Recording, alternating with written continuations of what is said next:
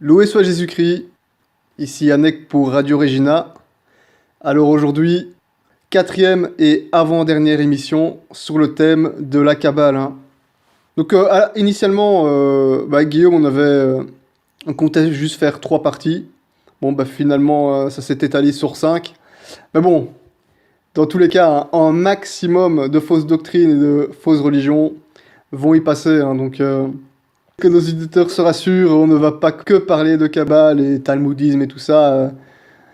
Il y a toujours de très bonnes émissions qui sont en projet ou en préparation, avec l'aide de Dieu. Bonsoir Guillaume. Bonsoir Yannick et bonsoir aux auditeurs de Radio Regina. Ça va, tu es en forme pour cette quatrième partie? Un petit peu fatigué, mais ça va, on tient le coup, on est toujours opérationnel pour ce genre d'études. Et puis comme tu le disais, c'est vrai que on avait annoncé dès le début que c'était un sujet assez complexe, assez long, mais je pense aussi qu'on a un peu retracé pas mal de périodes historiques assez intéressantes. On a parlé aussi de la gnose, de la résurgence de la gnose, donc ce sont aussi des choses qui sont assez importantes à comprendre d'un point de vue ne serait-ce que historique, pour arriver à, un petit peu à discerner quels ont été les cheminements de certaines erreurs philosophiques notamment, et aussi spirituelles, donc notamment dans l'époque moderne. C'est vrai que je pense que nos auditeurs apprennent énormément de choses. Une seule émission est une richesse d'informations, hein, sur pas mal de plans, et pas que à propos de la Kabbale, hein. Donc sur des sujets beaucoup plus généraux. Donc voilà. Alors, c'est parti. Si on pourrait peut-être revenir un tout petit peu en arrière, juste pour résumer en 1 minute top chrono comme la dernière fois, de quoi nous avons parlé dans la troisième partie. Voilà, justement, dans la dernière émission, on s'était un petit peu échappé du thème à purement parler de la Kabbale, même si on en avait parlé dans la première partie. On avait vu notamment avec Monseigneur Morin, qui définissait très bien la Kabbale comme étant finalement le paganisme talmudique. On avait un petit peu exploré, redéveloppé ces origines-là. On les avait comparées encore avec pas mal d'autres cultes païens, en fait. Et finalement, on avait également tracé la filiation donc, de la Kabbale avec la résurgence de la gnose, notamment à la fin du Moyen-Âge, pour faire un petit peu comprendre par quel chemin certaines erreurs de la philosophie moderne sont passées et se sont transmises, notamment jusqu'à notre époque. Ce qui est très intéressant aussi, dans cette troisième émission que nous avions intitulée Poison sur la chrétienté, hein, puisque dans l'époque où nous avons survolé, la Kabbale s'est un peu répandue dans les milieux chrétiens, a contaminé un petit peu les milieux chrétiens. Et tu avais fait justement quelques citations de Monseigneur Morin, et il y avait une certaine conclusion, comme quoi tous les paganismes, si on remontait un petit peu aux origines, en paganisme, la Kabbale, Gnose et tout ça, tu vois ce que je veux dire, il ne pouvait y avoir qu'une intelligence derrière, en quelque sorte.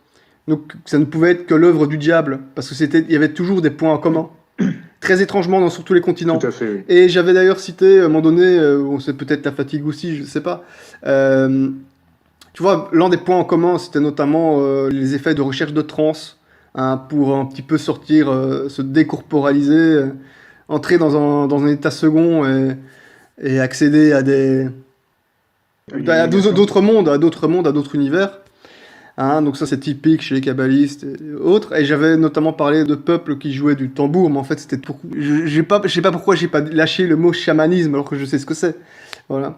Donc le chamanisme, qui est effectivement, c'est très intéressant, qui est présent sur tout l'ensemble de la planète, que ce soit la Sibérie, la Corée, l'Amérique, l'Afrique, et bien entendu l'Europe, avec les anciens peuples autochtones du Nord notamment. Il y a trop de liaisons, tu vois. Bien sûr. C'est très intéressant. C'était la conclusion de Monseigneur Morin, puis c'était un peu ce qu'on avait déjà, nous, déterminé dans d'autres émissions précédemment, quand on parlait un peu du Talmud, etc. C'est-à-dire que vraiment, moi, pour ma part, en étudiant toutes ces choses, je m'étais aperçu que finalement, le grand malheur des Juifs apostats, c'était d'avoir finalement, alors pas seulement eux, mais en grande partie eux, et c'est vraiment une déchéance absolue, d'avoir, en apostasiant, en refusant la divinité de notre Seigneur Jésus-Christ, en refusant le Messie, tout simplement, ils étaient retombés, leur paganisme sous-jacent chez certains d'entre eux avait éclaté au grand jour, ouais. Et finalement, ils avaient été l'une des premières formes de ce qu'on appelle aujourd'hui le néopaganisme dans dans notre ère en tout cas.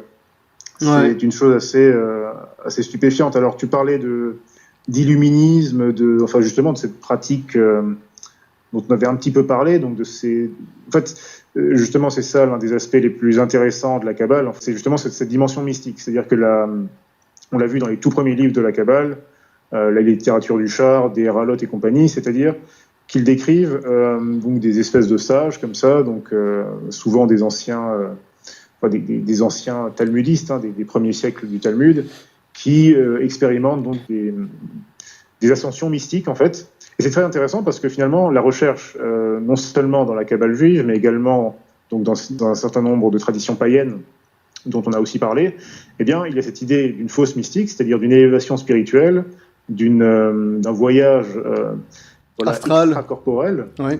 d'un voyage astral en quelque sorte. C'est-à-dire qu'on recherche, en tout cas dans la Kabbale, ce qui est recherché, c'est l'union mystique avec le dieu de la Kabbale, donc en l'occurrence.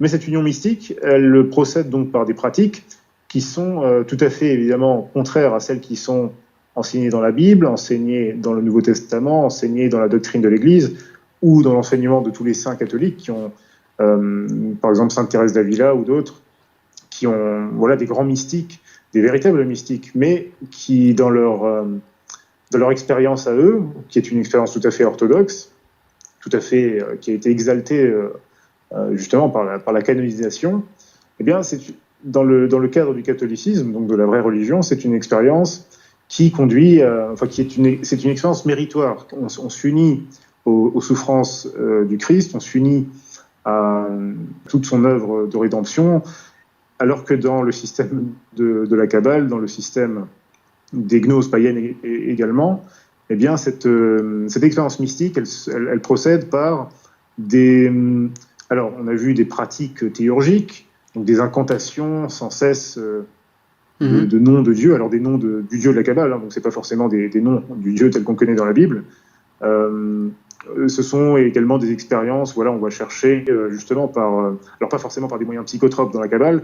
Dans la Kabbale, c'est plutôt vraiment une espèce d'exagération de l'exercice incantatoire jusqu'à tomber dans une forme de transe, ou alors prétendre tomber dans une forme de transe pour penser pénétrer justement ces fameux palais, ces fameux héralotes, prendre ce fameux char, donc c'est Merkava dont on avait parlé déjà, pour justement atteindre des paradis, des espaces interlopes, quelque part dans l'au-delà.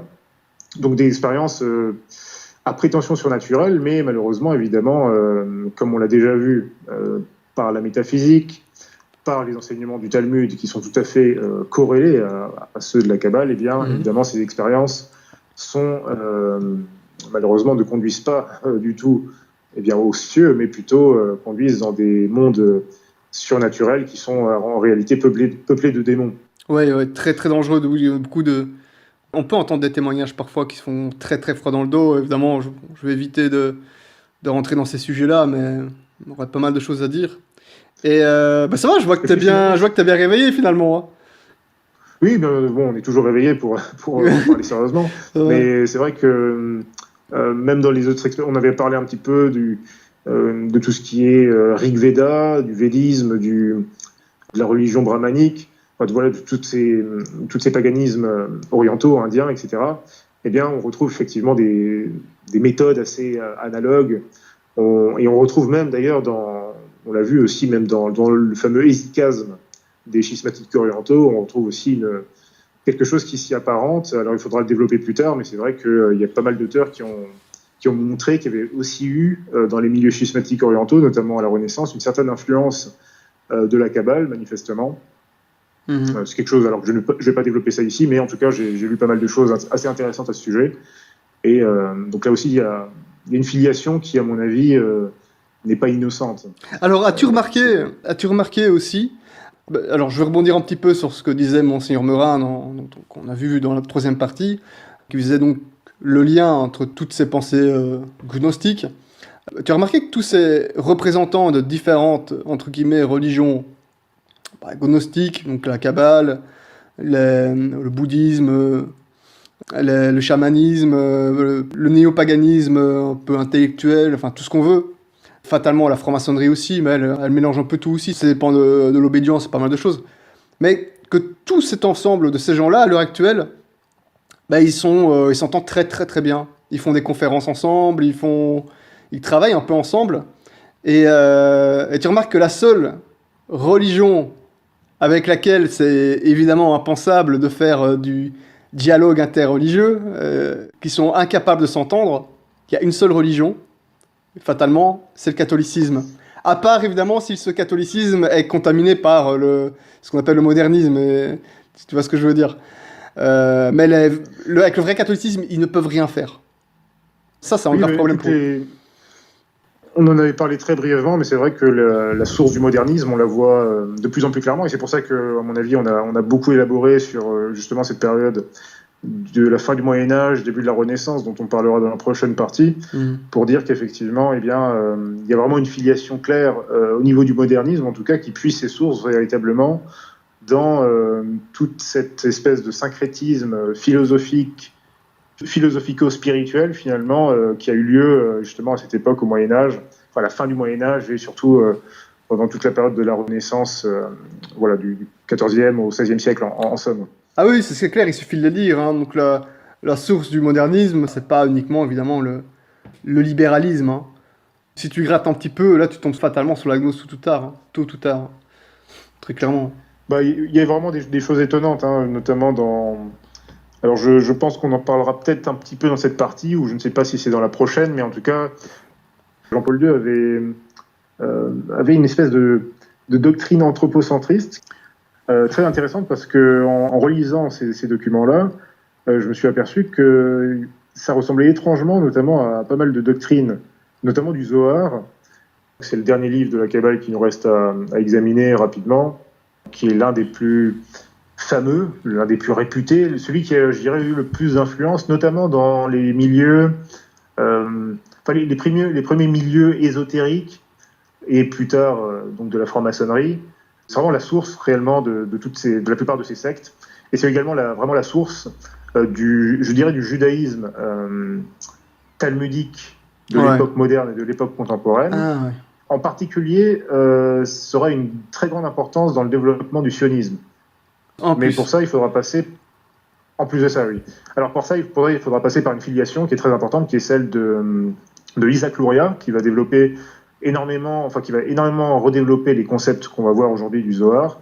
Et voilà, c'est un personnage qui aura vraiment une très grande importance dans le développement en particulier donc, du sionisme, parce que finalement, lui, il va proposer une dimension politique, activiste de ce judaïsme qui, jusque-là, demeurait un petit peu plus, on va dire, pas tapis dans l'ombre, mais qui demeurait plus, voilà, essentiellement ghettoisé, cantonné dans ces communautés, qui étaient très intéressés dans le commerce, etc.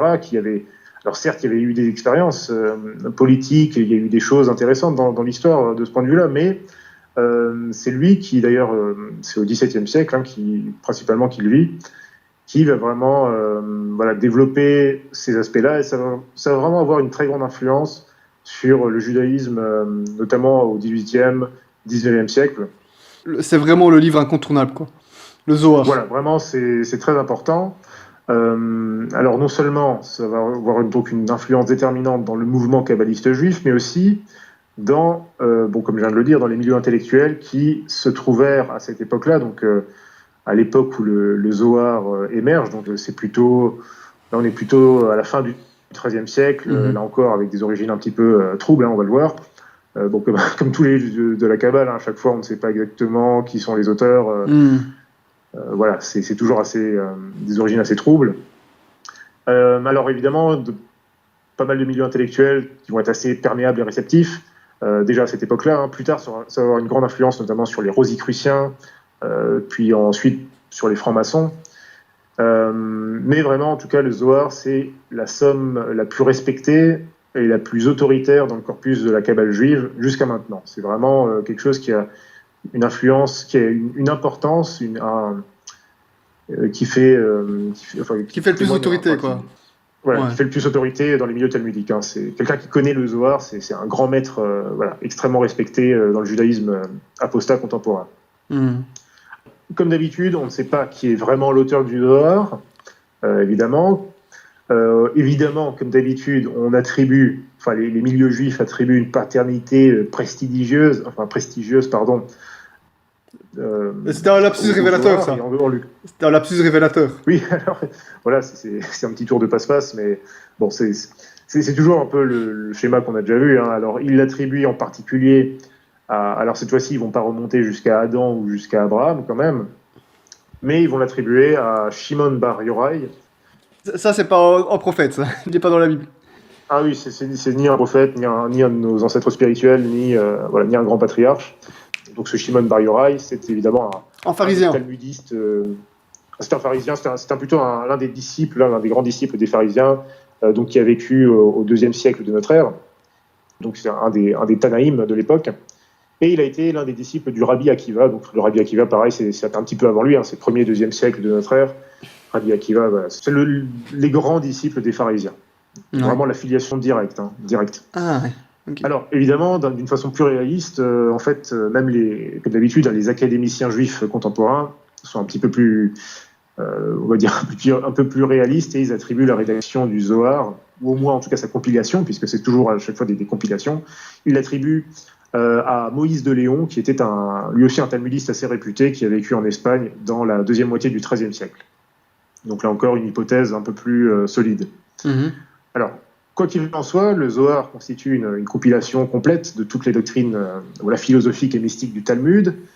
Alors, à la fois du Talmud, de la Kabbale juive antérieure, c'est-à-dire celle du Sefer Yetzira, du Sefer HaBahir, mais aussi de la philosophie néo-hellénique, c'est-à-dire en gros néoplatonicienne, des kabbalistes médiévaux, notamment des gens comme Abraham ibn Ezra, Maïmonide ou Judah Halevi, qui ont été un peu des on en a parlé, grands talmudistes. On en a déjà parlé, effectivement, des grands talmudistes réputés. Hein. Maïmonide, c'est vraiment on l'avait déjà dit, c'est un peu le saint Thomas d'Aquin du judaïsme talmudique. Donc ces gens-là étaient très épris ils voulaient un petit peu... ils étaient très épris. Alors, c'est pour ça que je qualifie Maïmonide, si tu veux, de saint Thomas d'Aquin du judaïsme apostat. C'est-à-dire que saint Thomas d'Aquin, lui, a récupéré ce qu'il y avait de mieux chez Aristote, et Maïmonide, d'autres à son époque. Au contraire, ils vont prendre ce qu'il y a de plus mauvais chez Platon et chez d'autres grands philosophes du paganisme grec antique. Ah, mais ils ont choisi leur camp, En fait, c'est simple, la philosophie qu'ils ont récupérée, le mauvais pendant de cette philosophie grecque antique qu'ils ont récupérée, c'était la seule qui correspondait évidemment au concept métaphysique et cosmogonique de la Kabbale. Donc c'était une suite logique. Alors, comme le Bahir qu'on avait déjà vu, hein, et comme le Sefer Yetzira, en fait, le Zohar se présente comme un commentaire de la Bible, en tout cas de la Bible juive, du Pentateuque, de ce qu'ils considèrent comme la Bible. Et le Zohar va enseigner 4 formes d'exégèse. Ça, c'est intéressant. Donc, une forme littérale, qu'ils appellent Peshat, une forme allégorique, qu'ils appellent Remez, une forme comparative, qu'ils appellent le Drash, et une forme ésotérique, qu'ils appellent le Sod. Et c'est très important, ésotérique, puisqu'évidemment, notamment le Bahir, mais tout comme les autres livres de la Kabbale, surtout le Sefer Yetzira et le Bahir, prétendent révéler les sens cachés de la Sainte Écriture, en tout cas de ce qu'ils considèrent comme étant la Bible. Et d'ailleurs, ces 4 lettres, donc Peshat, Remez, Drash et Sod, quand on les place ensemble, elles donnent le mot Pardes. C'est très intéressant parce que Pardes, ça signifie le verger en hébreu, c'est-à-dire en fait le paradis. Donc on le reconnaît au mot Pardes. Donc c'est un peu ce qu'on disait au début de l'émission, c'est-à-dire que réellement l'un des grands buts de la Kabbale juive, c'est d'atteindre une sorte d'union mystique avec le Dieu de la Kabbale. Évidemment, comme ce Dieu de la Kabbale s'apparente davantage à une espèce de démiurge, comme on l'avait déjà établi, et bien évidemment cette union mystique, elle se fait en réalité, concrètement, c'est une union mystique avec un espèce de démon inconnu, plutôt qu'avec le vrai Dieu, le seul Dieu, l'unique de la Bible. Donc, voilà, on avait déjà un peu parlé de tout ça. Donc, en somme, le Zohar postule que la Bible ne peut être comprise qu'en possédant les méthodes secrètes pour en percer les mystères. Donc, il faut être initié, alors, du coup. Il faut être initié, et c'est pour ça que voilà, il faut être un maître talmudiste avant d'être un maître de Kabbale. Et c'est grâce à cette initiation que les kabbalistes se considèrent comme étant à même de réellement, enfin concrètement, d'entrer depuis chez eux, de pénétrer des espèces de mondes surnaturels, des mondes interlopes comme ça, des mondes parallèles. Ouais. Que pensent être, ils pensent que c'est le paradis évidemment, mais ce n'est certainement pas ça. Alors quoi d'autre ? Juste un petit rappel aussi, c'est vrai que dans la doctrine de l'Église, dans la méthodologie patristique et des docteurs de l'Église et des grands théologiens catholiques, on a également une méthode d'exégèse qui notamment examine une forme littérale dans la Bible, une forme allégorique. Il y a plusieurs méthodes selon différents pères de l'Église, selon différents docteurs. Mais évidemment, on n'arrive pas du tout au même résultat, puisqu'il ne faut pas... là encore, je dis ça en guise d'avertissement. On avait déjà un peu vu dans le dernier épisode qu'il y avait beaucoup de choses qui pouvaient sembler étonnantes dans la Kabbale. Et on a vu avec Monseigneur Meurin qu'en réalité, ce qui peut paraître étonnant dans la Kabbale, en réalité, ce sont des régurgitations du paganisme que les Juifs apostats ont repris et ont mis dans la Kabbale, et parfois des choses que le paganisme antique avait conservé de ce que les théologiens catholiques appellent la révélation primordiale. Ouais. Or, on avait vu effectivement que les milieux juifs apostats, déjà à l'époque de l'Ancien Testament, notamment à l'époque de l'exil, eh bien eux, ils avaient repris ce qu'il y avait de pire dans le paganisme. Or, ce paganisme-là, évidemment, il avait déjà complètement corrompu tout ce qui pouvait rester de vérité apparente, qui avait pu être conservé comme ça, vraiment de loin, entre la révélation primordiale et entre le moment où les différentes nations ont complètement apostasié. Voilà. Donc là aussi, c'est un petit avertissement pour dire que ce n'est pas parce que les kabbalistes ont une forme d'exégèse qu'il faut penser que ça peut être comparable à la forme d'exégèse catholique. Puisqu'évidemment, ce qui est toujours important de comprendre et de rappeler, c'est que la source, la caractéristique la plus hérétique, qui met en exergue le côté le plus hérétique de la Kabbale, c'est en particulier, alors non seulement évidemment le fait que toute la Kabbale ressort de l'hérésie talmudique, de l'hérésie pharisienne, c'est-à-dire la négation des prophètes, la négation de la Bible, la négation du Messie, donc la négation de Dieu. Mais il ne faut pas oublier donc que leur grande hérésie, c'est une hérésie métaphysique, donc qui reprend les hérésies métaphysiques des gnoses païennes, et qui en plus en développe un certain nombre de pratiques, qu'on peut qualifier clairement de pratiques astrologiques et de sorcellerie en fait. Voilà, tout ce que les anciens Hébreux étaient censés combattre. Voilà, et tout ce que les vrais Hébreux ont combattu, tout ce que les grands, les saints rois de l'ancien Israël ont réellement combattu, mais l'ont combattu contre d'autres Hébreux qui, au contraire, eux, étaient déjà des infidèles. Ouais. Voilà. Donc, pour revenir un petit peu sur les doctrines du Zohar, de la Kabbale du Zohar, eh bien, selon la doctrine donc du Zohar, qui prétend donc posséder des méthodes secrètes pour percer les mystères de la révélation, eh bien, cette doctrine va reprendre naturellement, évidemment, la cosmogonie, la métaphysique de toute la Kabbale juive antérieure. Et selon cette doctrine, eh bien, elle développe un petit peu ce qu'on avait déjà vu, mais elle le développe de façon encore plus avancée. C'est-à-dire que pour le Zohar, l'univers est une graduation d'émanation divine. On l'avait déjà dit au début, c'est-à-dire que pour la métaphysique de Kabbale... C'est le fameux arbre de vie, avec les séphirotes. C'est ça, et même plus que ça, c'est-à-dire que tous les éléments qui, pour nous, sont des éléments créés et sont complètement séparés du créateur, c'est ça le dualisme tel qu'on le comprend naturellement dans la Bible et dans la doctrine catholique, Eh bien, dans la Kabbale, il n'y a pas cette distinction, et donc non seulement il y a des émanations divines qui constituent en fait le cosmos, et en plus il y a une graduation, c'est-à-dire qu'il y a différentes classes d'émanations, ce ne sont pas les mêmes, certaines ont plus ou moins de pouvoir, etc. Donc c'est pour ça qu'on verse très facilement ici dans l'astrologie, là je parle évidemment des délires un petit peu... voilà, c'est un peu ce qu'on avait vu dans la première émission, le Sefer Yetzirah qui dit que l'œil droit est sous l'influence de Jupiter, l'œil gauche est sous l'influence de Saturne ou je ne sais plus quelle autre planète. Ah bah oui, puisque c'est tout fait même corps pour eux. Donc tout est émanation, et tout est Dieu en fait, ils sont panthéistes. Donc c'est peut-être ça aussi qui fait que... C'est ça. C'est tout à fait ça. Et justement, alors si l'univers pour eux pour le Zohar est une graduation d'émanations divines, eh bien l'observation humaine de ces émanations sont la voie pour remonter à la cause des causes. Mm-hmm. Mais on va voir que cette cause des causes, elle ne se comprend pas comme le principe, comme la cause première, voilà, telle qu'on peut la comprendre dans le thomisme. C'est tout à fait autre chose, et quand il parle d'infini, évidemment, on l'avait déjà vu, puisque évidemment, dans un système panthéiste, si le cosmos est une partie de Dieu, eh bien, c'est-à-dire que le cosmos est également aussi éternel que Dieu, c'est-à-dire qu'il a toujours existé, que la Terre, tous les éléments ont toujours existé, alors qu'évidemment, c'est complètement faux. Voilà, Dieu existait de tout temps, et il a créé, par pur acte de charité, par pur acte de bonté, sans en avoir besoin, mais par pur acte d'amour.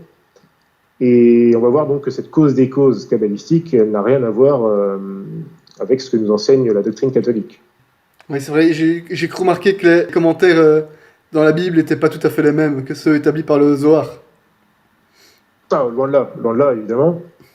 Et alors, justement, on parlait un petit peu de cette initiation kabbalistique dans ces milieux juifs. Pour accéder à ces connaissances, l'esprit humain doit recevoir donc des initiations, évidemment. Évidemment, des initiations qui sont ésotériques.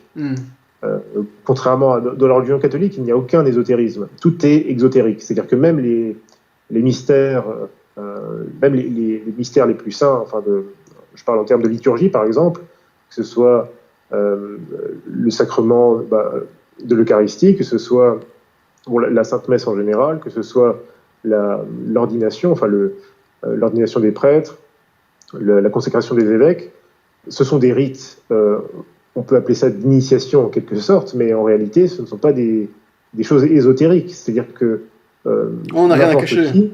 On n'a rien à cacher. Nous, c'est la religion de la vérité. On n'a rien à cacher. Tout le monde peut consulter quelles sont les formules de ce rite. Et d'ailleurs, c'est ce qui nous a permis de faire comprendre, et c'est ce que beaucoup de gens qui sont encore un petit peu trompés par la secte conciliaire, j'espère, devraient comprendre, ou peuvent comprendre de mieux en mieux, c'est-à-dire qu'on a pu déterminer effectivement que, par exemple, le rite d'ordination, le rite de consécration, en tout cas le rite de consécration de Paul VI, ou la fameuse messe de Paul VI, eh bien, sont complètement invalides, en raison justement du fait que nous n'avons pas une religion ésotérique. Ça aurait été une catastrophe, évidemment, on aurait été incapable de déterminer le vrai du faux. Et c'est ça aussi qui distingue la vraie religion, qui est la religion catholique, de toutes ces sectes qui procèdent toujours soit par le pur subjectivisme, soit par un subjectivisme qui en fait se cache derrière des mystères ésotériques, des choses, il faut être initié, il faut être illuminé, etc. etc. Donc voilà, c'est un peu le distinguo qu'on peut faire à ce niveau-là. Je pense que c'est une bonne illustration.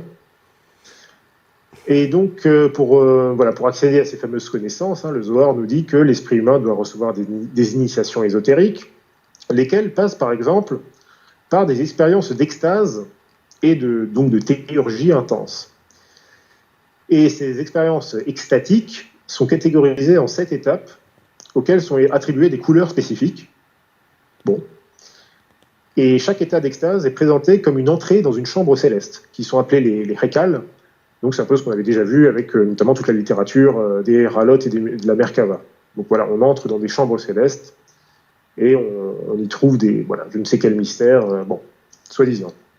Un truc de fou, Mais c'est des choses qui a une influence un minimum culturelle. Là je regardais hier, j'avais regardé sur YouTube un petit peu une émission sur la chaîne KTO, là. Tu vois ce que c'est, KTO? Donc c'est une chaîne, entre guillemets, Oui, catholique, fondée par entre guillemets, cardinal Lustiger, ou Lustifer, comme l'appelait mon monseigneur Lefebvre. Et, euh, et là, tu avais l'écrivain, comment il s'appelle? Bernard Werber, qui t'a invité. Tu sais, celui qui a écrit les fourmis. d'accord, oui. Ouais, tu vois. Donc c'est un gars qui parle bien, voilà, c'est intelligent, tout ça. Il avait été invité dans une émission, entre guillemets, catholique. Donc pour présenter un peu sa vision des choses. Et il présentait son nouveau roman qui concerne son retour dans des vies antérieures. Et il racontait qu'il était... D'accord. Tu vois ce que je veux dire? Et il parlait de ça de façon tout à fait... il était vraiment convaincu de ça. Et la façon dont il parlait de façon convaincante en fait. Évidemment, j'ai pas été convaincu. Parce que c'est pas du tout très catholique tout ça. Tu vas en fait savoir que lui, il a été initié en fait. Hein. Quand il était plus jeune, assez jeune, il était initié au Thai Yoga. Voilà, par un seul maître. D'accord. Voilà, après, je sais pas comment il a évolué par la suite, mais à mon avis, il est toujours resté un peu dans sa vision spirituelle, n'a pas dû beaucoup évoluer. Non, mais je pensais à lui parce que il a écrit un roman, alors, je sais pas si c'était un best-seller, mais on en a quand même beaucoup parlé, qui s'appelait Les Thanatonautes. Et dans cette histoire, ben, c'est le même genre de truc, parce que c'est incroyable. J'ai pas lu le roman, hein, donc autodafé, pas de problème.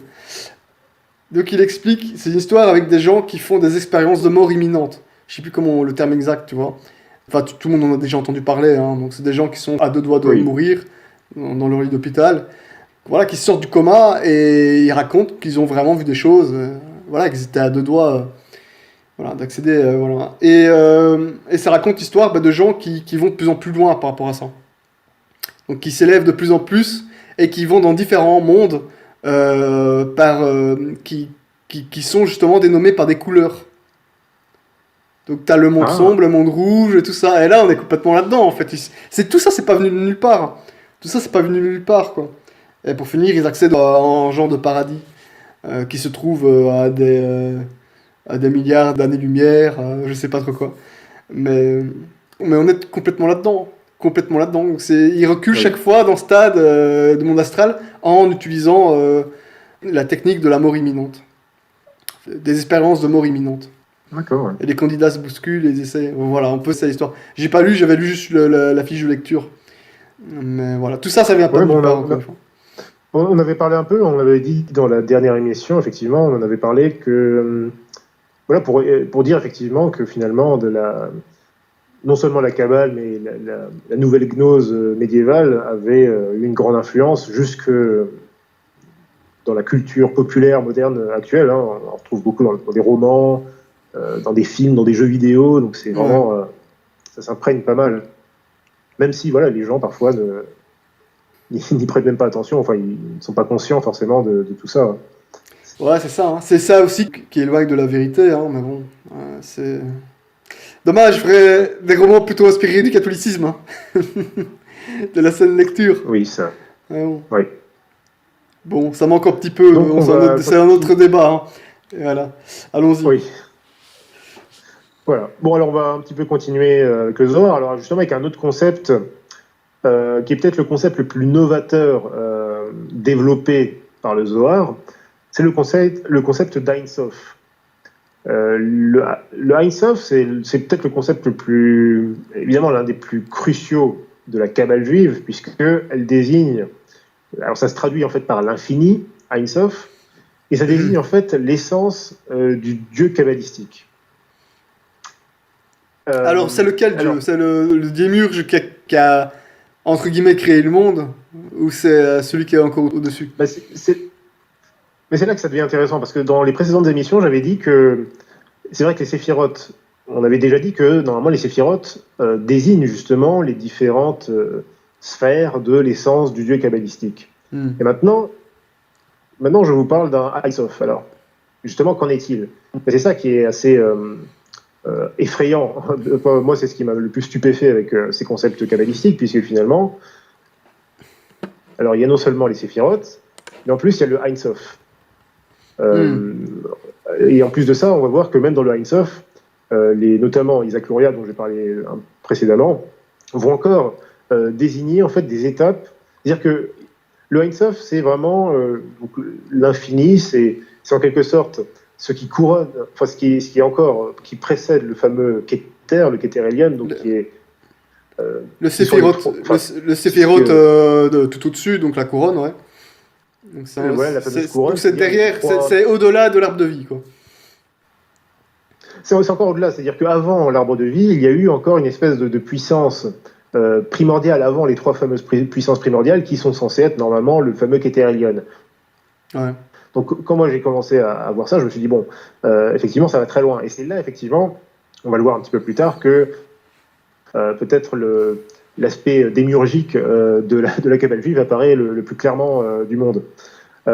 Puisqu'en fait, le Zohar va distinguer, comme tu viens de le dire, en fait, le Ein Sof et les autres séphirotes. Et là, ce concept théosophique et métaphysique, en fait, alors, c'est un petit aparté, mais il offre des parentés assez évidentes avec le concept de l'un, de Plotin, et de ses disciples néoplatoniciens.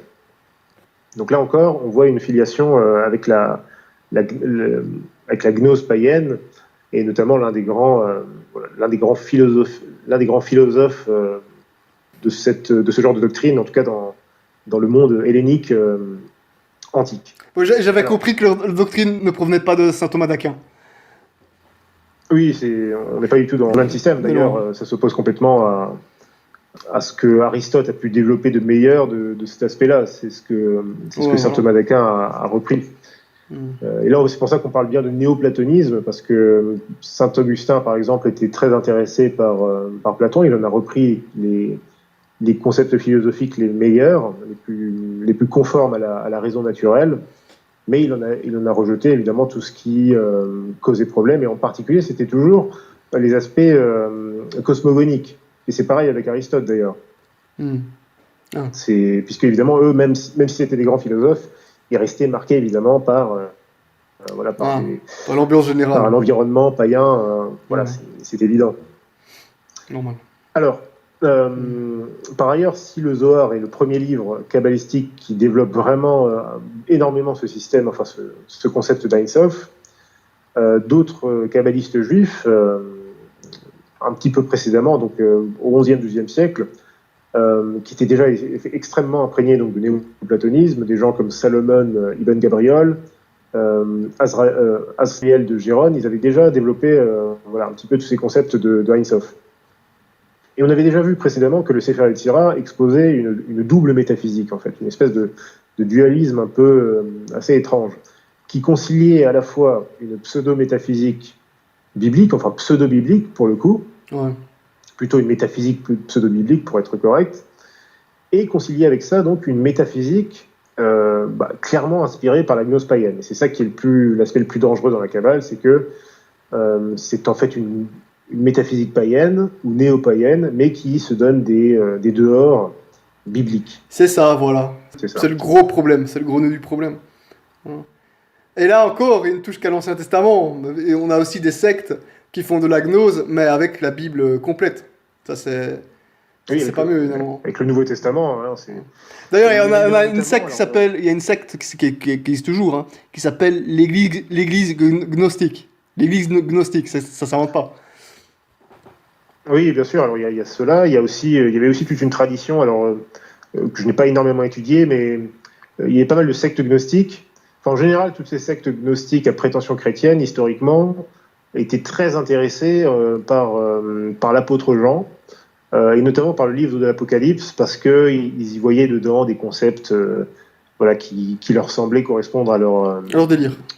Leur délire. Et c'est pas étonnant dans le sens où, en fait, dans le livre de l'Apocalypse, on retrouve beaucoup d'éléments, beaucoup de révélations en fait, qui font écho aux révélations dans le livre d'Ézéchiel, en particulier, dans les visions d'Ézéchiel, et on avait déjà vu donc avec la fameuse littérature du char, la littérature des Héralotes et de la Merkava, donc les premiers livres kabbalistiques, qui étaient déjà à l'époque de l'Ancien Israël.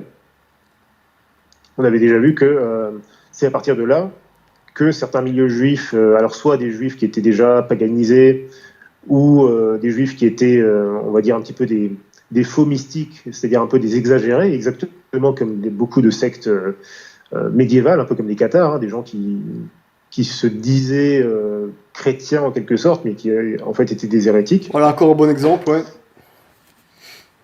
Voilà, en fait, c'est un peu le même procédé, c'est-à-dire que ces juifs à cette époque-là ont développé cette littérature proto-kabbalistique à partir justement des visions d'Ézéchiel, et pour eux, ils ont développé voilà, une espèce de cosmogonie complètement voilà, qui allait complètement à l'encontre, non seulement, alors, en particulier de ce que la Bible pouvait enseigner de raisonnable, enfin de clair, enfin de plus immédiatement identifiable, mais en plus, voilà, allant complètement à l'encontre de la raison naturelle, ce qui est une preuve évidemment la plus nette de l'hérésie. Donc voilà, donc c'est aussi une filiation intéressante. Alors, pour revenir au Zohar, justement à propos de cette fameuse double métaphysique, enfin de ce faux dualisme, ce dualisme un peu étrange, eh bien, à propos de ce fameux Ein Sof, dans certains passages du Zohar, en fait, le Ein Sof, donc c'est cette essence du Dieu kabbalistique, cette essence primordiale qui précède les trois autres essences primordiales, voilà, qu'on pensait être primordiales et qui ne le sont plus finalement, eh bien, en fait, le Ein Sof dans le Zohar est réduit simplement au Ein. Et si on prend le mot Ein, du coup, en hébreu, ça signifie en fait le non-existant. C'est très intéressant. Oufti. Et en fait, le Zohar en fait, va prétendre que le concept de Dieu est si élevé pour l'esprit humain que cela revient en fait à considérer que ce concept est inexistant. Alors j'ai un peu de mal à comprendre, parce que dans la Bible, Dieu c'est celui qui est. Tu vois ce que je veux dire? Oui. Celui qui est. Alors c'est un développement étrange, mais après tout ce qu'on a dit dans les précédentes émissions, c'est un petit peu moins étonnant qu'ils arrivent. Alors pourtant le Zohar c'est l'un des derniers livres de la Kabbale, et là on a vraiment l'impression de ne cesser de régresser en termes, ne serait-ce qu'en termes philosophiques. Alors en fait, cette dialectique bizarre va conduire des kabbalistes comme par exemple le commentateur Judah Hayat, qui était un commentateur kabbaliste du XVIe siècle. Lui, il va affirmer que les noms de Dieu dans la Bible ne peuvent pas être donnés à la déité, donc à la déité kabbalistique, ne peuvent pas lui être donnés avant sa manifestation dans l'œuvre de la création. Parce que selon eux, enfin selon lui, ces noms et lettres qui désignent Dieu n'existaient pas encore, mais elles n'ont été produites qu'après l'émanation. Donc, tu comprends pourquoi le... Non, je comprends rien. Je comprends plus rien. Je suis largué. Attends. Attends. Là, en fait, voilà la chose. Je vais résumer ça plus simplement. C'est-à-dire qu'on a cette fameuse couronne qu'éther. On avait déjà vu, on avait appris que c'était normalement les trois essences primordiales. Ouais. Maintenant, on apprend en fait qu'il y a un Ein Sof qui désigne donc l'infini, mais en glosant un petit peu plus profondément, le Zohar va dire qu'en fait, ce Ein Sof se découpe finalement en deux étapes en quelque sorte. Pour la dualité, c'est ça? C'est un peu ça, ce dualisme bizarre, c'est-à-dire qu'il y a eu ce Ein, c'est-à-dire qu'avant qu'il y ait eu ce Sof en quelque sorte, si on veut, hein, pour cette étape du Sof, c'est-à-dire dont vont émaner ces trois puissances primordiales, il y a eu un Ein, sauf que c'est un peu ce que nous dit ce Judah Hayat, c'est-à-dire que les lettres, enfin les fameux noms et lettres qui désignent Dieu et qui intéressent énormément les kabbalistes. Tétragramme, ouais. Eh bien, en particulier, ouais. Ok. Alors ces noms et lettres qui désignent Dieu n'existaient pas encore, mais elles n'ont été produites qu'après l'émanation. Ça veut dire quoi exactement? Ça veut dire que c'est la preuve la plus éclatante du démiurgisme de la Kabbale, c'est-à-dire que pour eux, il y a une émanation, enfin justement une espèce de, c'est un peu bizarre, mais une espèce de non-émanation, donc ce Ein, dont va paradoxalement émaner un concept qu'ils vont appeler Ein Sof, et ce Ein Sof, de ce Ein Sof va émaner le reste des séphirotes. Mais ce n'est qu'à partir du Ein Sof qu'en fait, eux, ils considèrent que vraiment Dieu apparaît en fait. Donc c'est très bizarre parce que du coup que Dieu existe dans ce cas-là. Que Dieu n'existe qu'à partir du moment où l'émanation se lance, c'est ça? En quelque sorte, c'est ça. Et c'est très bizarre. Et avant, il n'existait pas vraiment. Il faut attendre qu'il ait créé. Il faut attendre l'action pour que ça ait. C'est ça. Dieu est dans l'action. C'est ça. C'est pour ça c'est pour ça qu'avant il n'existe pas puisqu'il n'y a pas eu d'action, c'est ça en fait. C'est exactement ça. Tu as bien résumé la chose. Voilà, c'est abracadabrantesque, et encore une fois. Mes professeurs francs-maçons me donnaient des bons points en philosophie. Ah, bah ouais. Ouais, je m'en sors. Voilà, enfin, voilà, bon, tu as mieux résumé finalement cette espèce d'imbroglio que moi. Donc bon, mais ça se comprend, c'est un peu on avait déjà vu ça, et ça, pour quelqu'un qui a un petit peu de logique par rapport à tout ce qu'on a expliqué par rapport à la métaphysique kabbalistique précédemment, et d'ailleurs même des grands érudits voilà, comme Gershom Scholem, eux-mêmes, qui sont pourtant des kabbalistes aussi, eux-mêmes, ils ont reconnu qu'effectivement, il y avait une espèce de dimension démiurgique dans ces concepts-là. Ils ne peuvent pas le nier. Et là, on est là-dedans, puisque finalement, il y a une espèce d'émanation, puis une espèce d'entité qui vont désigner comme Dieu. Mais donc, en fait, voilà, si ce Dieu n'est pas la cause des causes, eh bien, enfin, la cause des causes telle que nous, on va la comprendre, telle que la Bible nous l'enseigne, eh bien, ça veut dire que finalement, le Dieu de la Kabbale est une espèce de démiurge. C'est la conséquence logique de tout système panthéiste et émanantiste, en fait. Est-ce qu'on a encore, entre guillemets, quelque chose avant le Ein? En fait, ils vont développer, enfin surtout Isaac Luria va développer le fameux Tzimtzum. C'est-à-dire que ce Ein, justement, finalement, on pourrait presque le comparer au Big Bang, en quelque sorte, enfin, au Big Bang scientifique, on va dire. Il n'y a pas, enfin, ça, je ne sais pas s'il y a encore eu des développements ultérieurs. En tout cas, dans le Zohar, ils s'en tiennent à peu près à ça, c'est-à-dire que avant le Ein Sof, il y a le Ein, c'est-à-dire une espèce de vide. Voilà, il y a une espèce de vide. De néant. Il y a une espèce de néant quelque part, voilà, je sais pas, de nirvana, ou comment on peut qualifier ça. C'est incroyable, donc, enfin, c'est assez effrayant, parce que du coup, ce dieu de la Kabbale, eh bien, voilà, c'est un démiurge, c'est un démon, mais en tout cas, c'est clairement pas le dieu de la Bible. Mais voilà, en tout cas, ici, ça va déjà là, en termes de précédents, enfin, de spéculation qui précéderait justement ce Ein Sof, mais bon, c'est déjà, à mon avis, suffisamment parlant. Et donc, bon, comme je le disais, donc le Ein Sof du Zohar, c'est en l'occurrence l'émanateur des 10 autres séphirotes. Et donc, c'est ce fameux processus qui est appelé le Tzimtzum, qui désigne en fait une espèce de contraction, c'est-à-dire que le dieu de la Kabbale se contracte en lui, alors c'est comme ça qu'il désigne la chose, et c'est ainsi qu'il produit donc ces émanations. C'est le Big Bang. Oui, moi ça me fait énormément penser au Big Bang, ou en tout cas un peu ce qu'on pourrait retrouver voilà, chez des gens comme Teilhard de Chardin ou d'autres. Hein. Bon, c'est une espèce de cosmogonie très bizarre. Comme nos auditeurs, n'hésite pas aussi à écouter l'émission sur Teilhard de Chardin pour se faire encore plus de nœuds dans le cerveau. Je crois que c'était notre 3e émission ou 4e, je sais plus. Voilà. Alors, le Tzimtzum, ça s'appelle le Tzimtzum. Le Tzimtzum. Donc ça, c'est l'explosion de l'émanation, quoi. C'est la série, le processus d'émanation qui se lance. C'est ça. Alors le Tzimtzum, je crois que littéralement, ça veut dire une contraction. Alors je vais prendre une définition un peu plus claire. C'est le processus précédant la création du monde selon donc la tradition kabbalistique. C'est le phénomène de contraction de Dieu dans le but de permettre l'existence d'une réalité extérieure à lui. Ah, c'est ça, ok. Mais on voit que, parce que évidemment, basiquement comme ça, il pourrait nous dire, oui, effectivement, bon, vous voyez, voici le processus de création du monde. Mais oui, mais ce n'est pas du tout le processus de création tel qu'on le trouve dans la Bible, tel qu'on le trouve dans la vraie religion catholique. C'est pas tout à fait pareil que chez nous.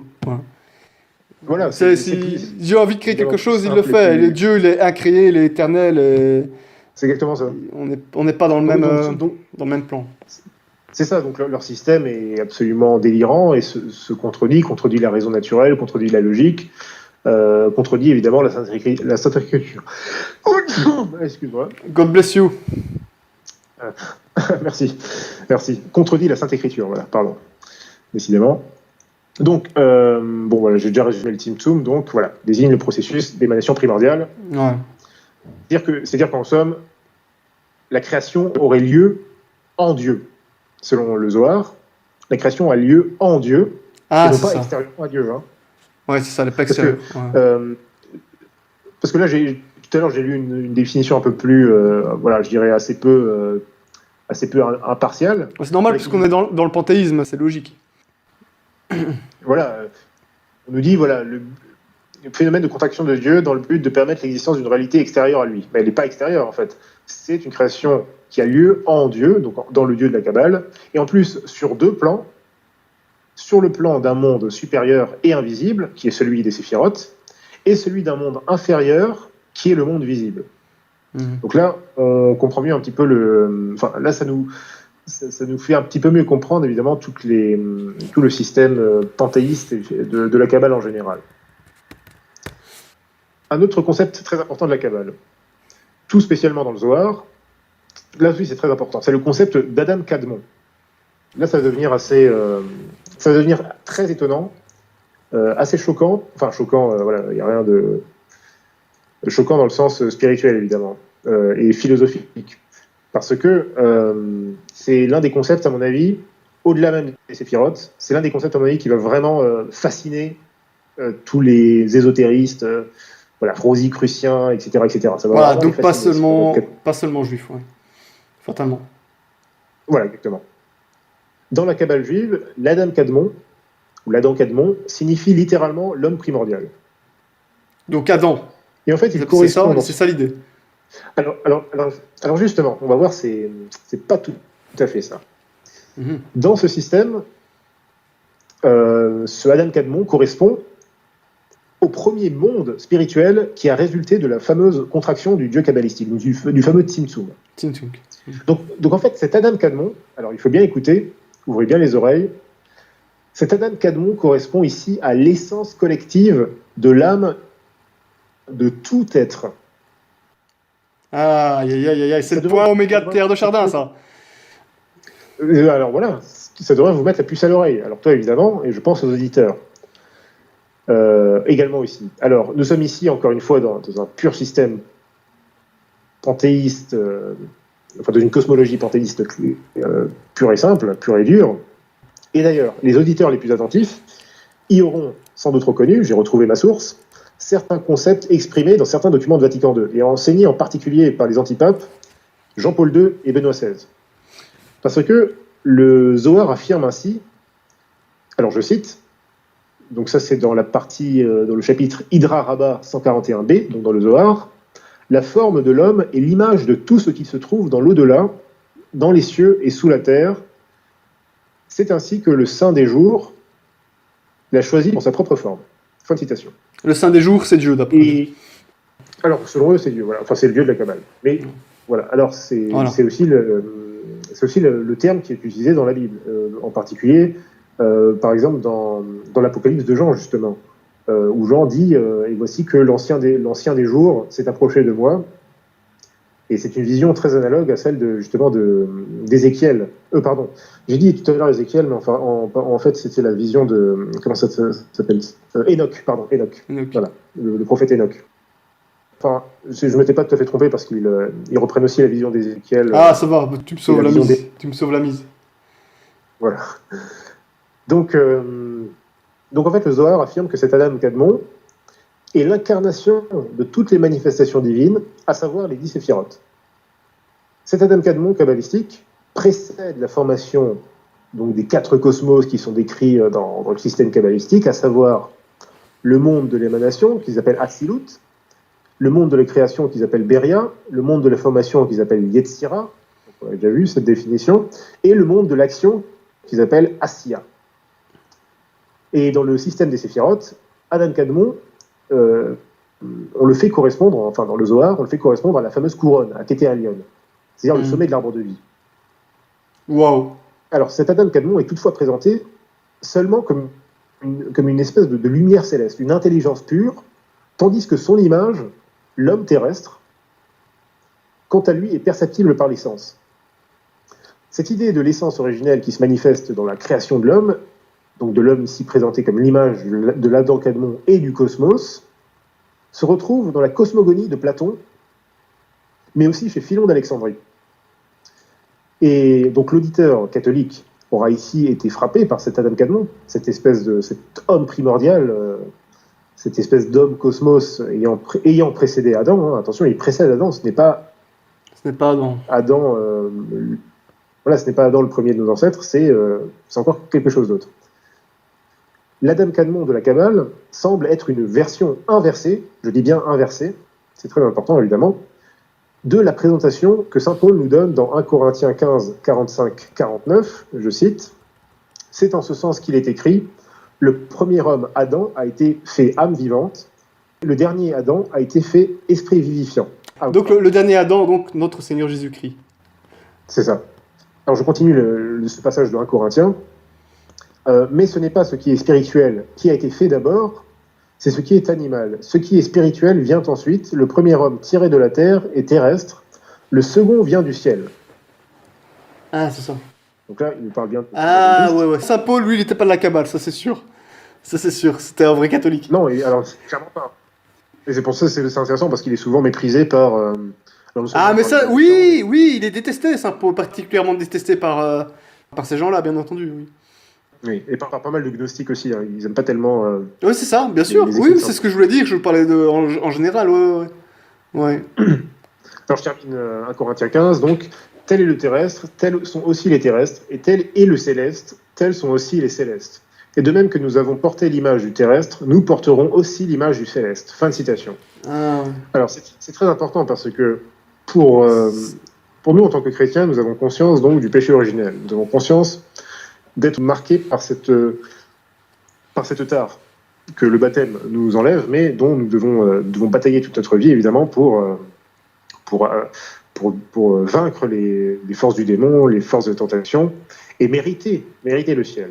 Dans le système de la Kabbale, ce n'est pas du tout la même chose, parce que dans cette cosmogonie, cet Adam Kadmon est présenté donc comme, on l'a dit tout à l'heure, comme étant, je vais retrouver la citation exacte ce que j'ai écrit, il correspond à l'essence collective de l'âme de tout être.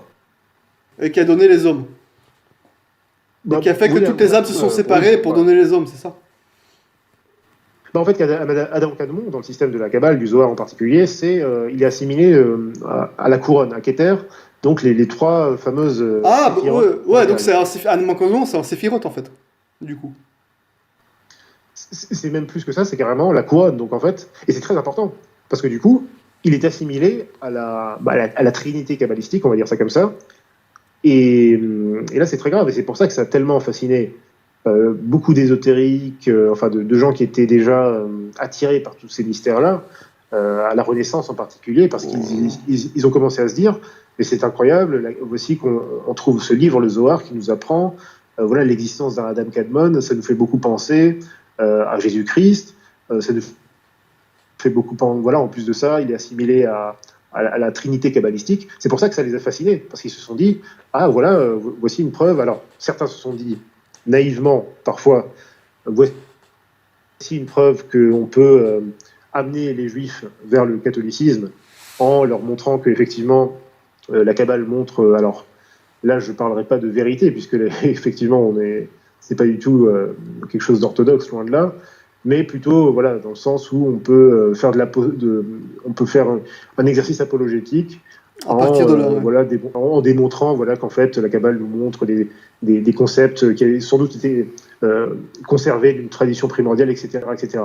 Alors on a déjà parlé, certains l'ont fait avec une certaine naïveté, d'autres avec une certaine sincérité, une certaine sincérité catholique, en pensant réellement pouvoir en tirer quelque chose. D'autres, notamment les jésuites, étaient très méfiants de ces choses-là, se disaient, ça ne nous semble pas du tout être un moyen apologétique sérieux. Ils avaient moult fois raison. Et au contraire, notamment à la Renaissance, des gens comme Pic de la Mirandole, en tout cas dans la première partie de sa vie, lui au contraire va être fasciné par ces choses-là. Alors, lui, c'est vraiment l'exemple typique, mais il y en aura d'autres dont on parlera dans la prochaine émission, dans la dernière émission.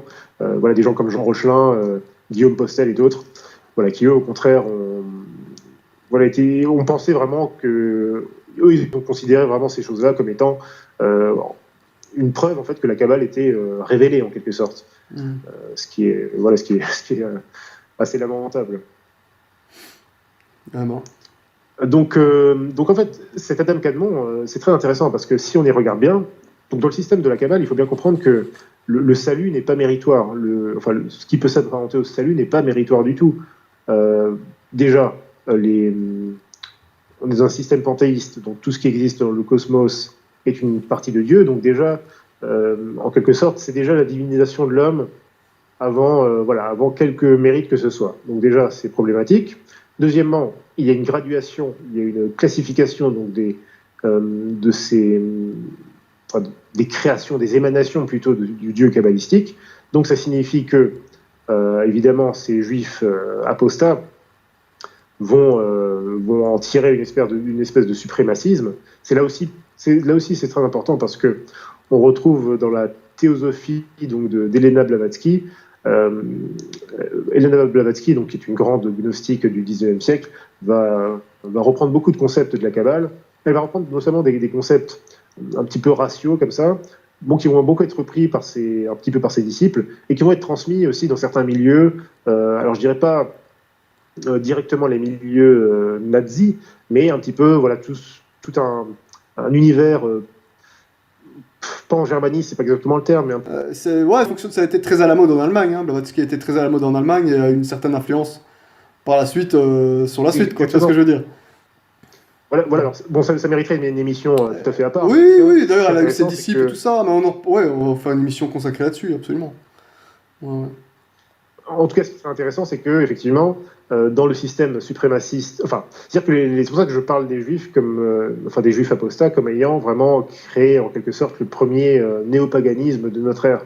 C'est-à-dire qu'ils ont vraiment rapporté cette espèce ils ont forcément développé une espèce de suprémacisme racial aberrant dans la mesure où, évidemment, si dans un système panthéiste où n'importe quel homme peut être divinisé comme ça, eh bien, dans ce cas-là, eux, se considérant évidemment comme étant les fils d'Abraham, n'est-ce pas, alors, ce qui ne sont plus du tout, eh bien, forcément, ils sont dans la classe d'émanation supérieure, en tout cas en termes d'être humain, et c'est tout à fait leur état d'esprit, hein, c'est clair et net.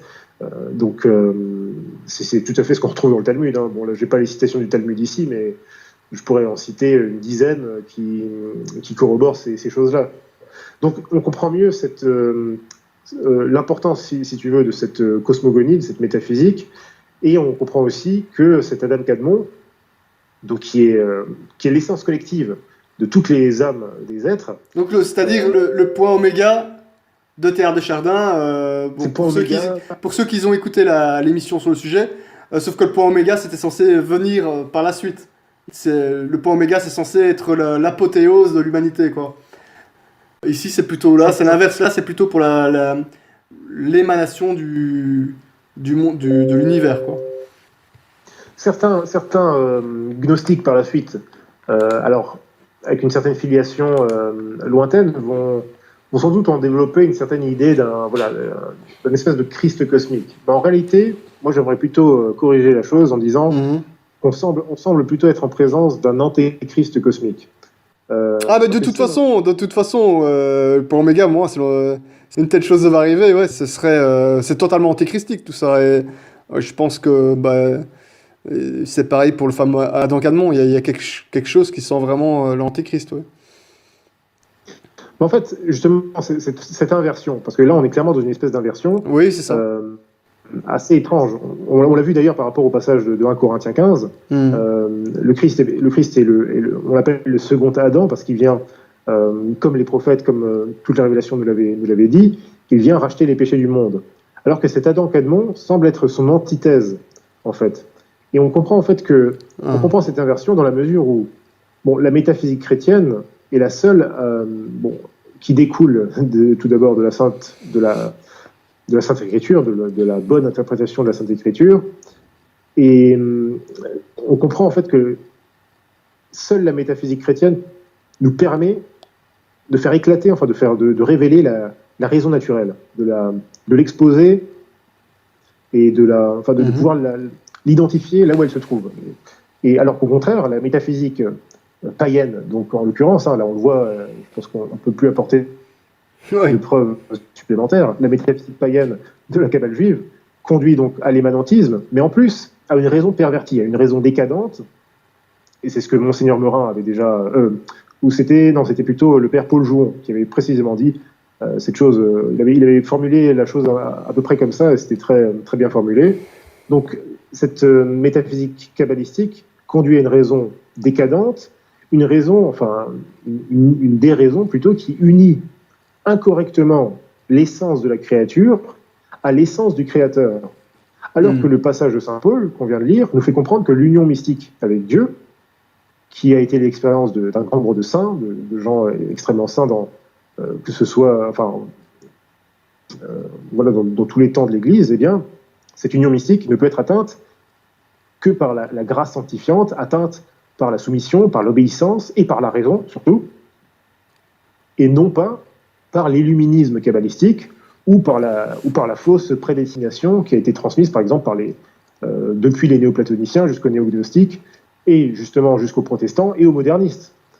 Pour les modernistes, il y a une espèce de fausse prédestination, c'est-à-dire que, c'est ce que nous racontent les François Zéro et les autres depuis Vatican II, en quelque sorte, c'est ce que nous apprend Jean-Paul II. Enfin, Jean-Paul II nous dit que, en quelque sorte, tout homme est uni au Christ, mais par le fait même d'être un homme, c'est complètement faux.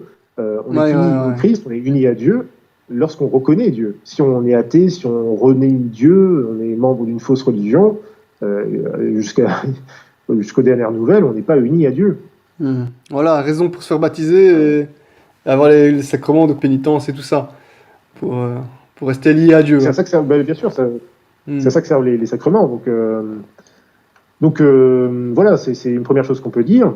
En plus de ça, donc le second Adam que nous désigne saint Paul, c'est le Messie Jésus-Christ, c'est-à-dire Dieu incarné, venu offrir la rédemption à l'humanité. Et ceci diffère entièrement de l'Adam Kadmon de la Kabbale juive, qui porte tous les traits de l'Antéchrist. Et on va le voir, cette inversion antéchristique de l'Adam Kadmon kabbalistique, c'est la marque, à mon avis, la marque de la paganisation, la marque la plus...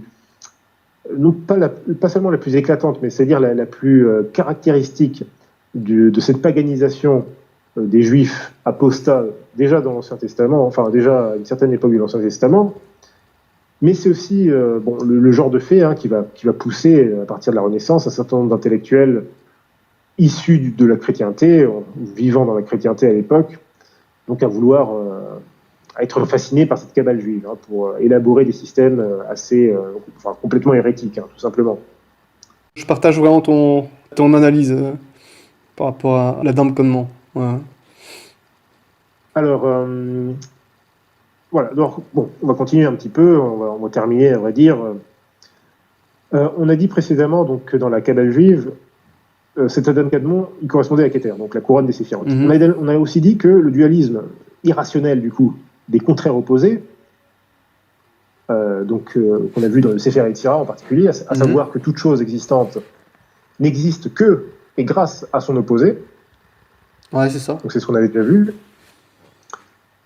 Or, dans la cosmologie d'Isaac Luria, donc qui va être quelqu'un qui va vraiment développer les concepts du Zohar, lui va développer quelque chose d'assez intéressant de ce point de vue-là. Il va développer un concept qui s'appelle les clipotes. Alors les clipotes, ce sont des cellules qui environnent l'essence divine. Ah, ils n'ont pas terminé, voilà. Ils n'ont pas fini. Ouais, non, mais ça...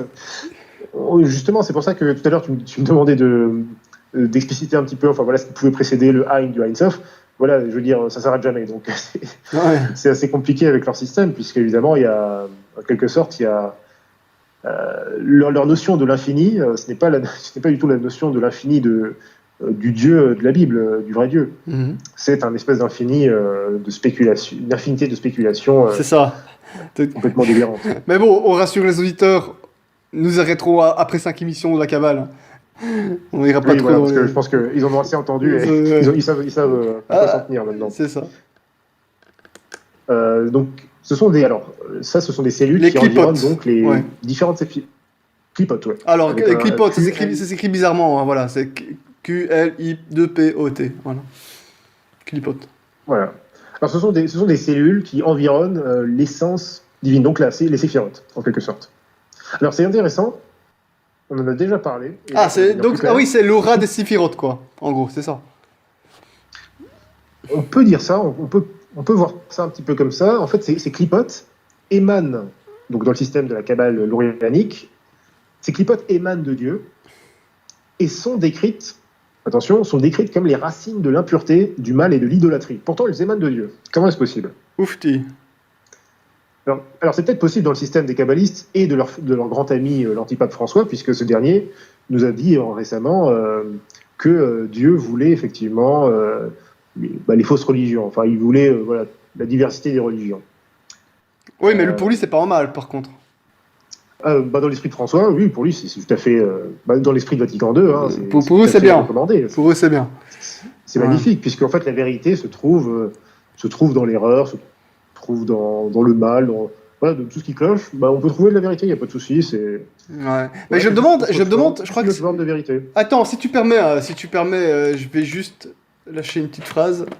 Un petit truc que j'ai vu dans le Talmud. Attends, je vais essayer de retrouver cette note.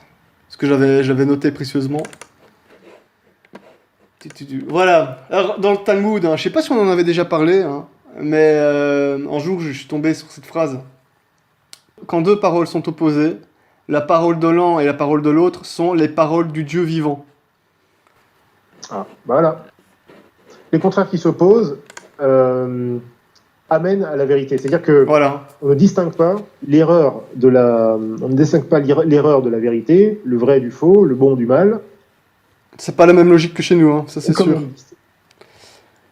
Voilà, et tout comme on ne distingue pas, dans ce système talmudiste et kabbalistique, tout comme on ne distingue pas la création du créateur, ce passage du Talmud non seulement illustre très bien le propos, mais en plus illustre très bien la relation constante qu'il y a entre la Kabbale et le Talmud. C'est très important parce que beaucoup de gens ne comprennent pas ça. Donc, dans la Kabbale lorianique, en tout cas, c'est les fameuses clipotes émanent de Dieu et sont décrites comme étant les racines de l'impureté, du mal et de l'idolâtrie. Donc, ça conduit, dans la Kabbale, donc on l'a déjà dit, la Kabbale enseigne en fait que la racine du mal dans le monde est une émanation de Dieu.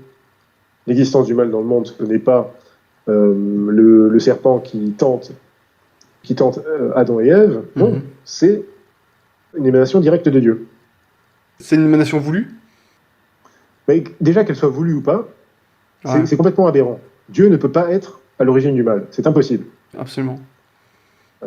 Il est bonté, il est amour infini, justement, son infinité se trouve dans son amour, dans sa bonté, dans son excellence ineffable. Et voilà, c'est ça, parce que chez nous, on dit que le mal, c'est une diminution du bien, tout simplement. Voilà. C'est pas du tout le même principe. Le mal naît de la diminution du bien, donc le mal naît de l'éloignement de Dieu. Techniquement, chez nous, c'est impossible, mais chez eux, donc, dans leur système, donc de leur point de vue, ils trouvent ça possible. Donc le mal est voulu par Dieu, du coup. On peut dire ça finalement, parce que dans leur système, évidemment. Dans le système. Puisque, alors déjà, dans le Talmud, on va voir que tout un tas de choses abominables sont permises. Pédophilie, inceste, viol, tromperie. Toutes sortes de choses abominables. Donc il faudra peut-être un jour faire un résumé un petit peu sérieux, parce que des fois on lit des choses qui ne sont pas très bien résumées. Oui, c'est ça. Mais ces choses-là, en fait, pour moi, les doctrines du Talmud se comprennent extrêmement bien une fois qu'on comprend un peu la philosophie de la Kabbale. C'est vraiment l'explication philosophique de tout ce qui se trouve dans le Talmud, et que parfois... bien sûr, des fois les gens, on va dire oui... on va sortir des trucs du Talmud, alors c'est tout à fait... si c'est des catholiques qui le font, c'est très bien, puisqu'on montre toutes ces horreurs, mais c'est aussi intéressant... Et après, il y a une explication derrière, évidemment. Ouais. Voilà, c'est très intéressant, parce que là, on découvre un petit peu tout ce système, toute cette pensée qu'il y a derrière, et c'est vraiment affolant.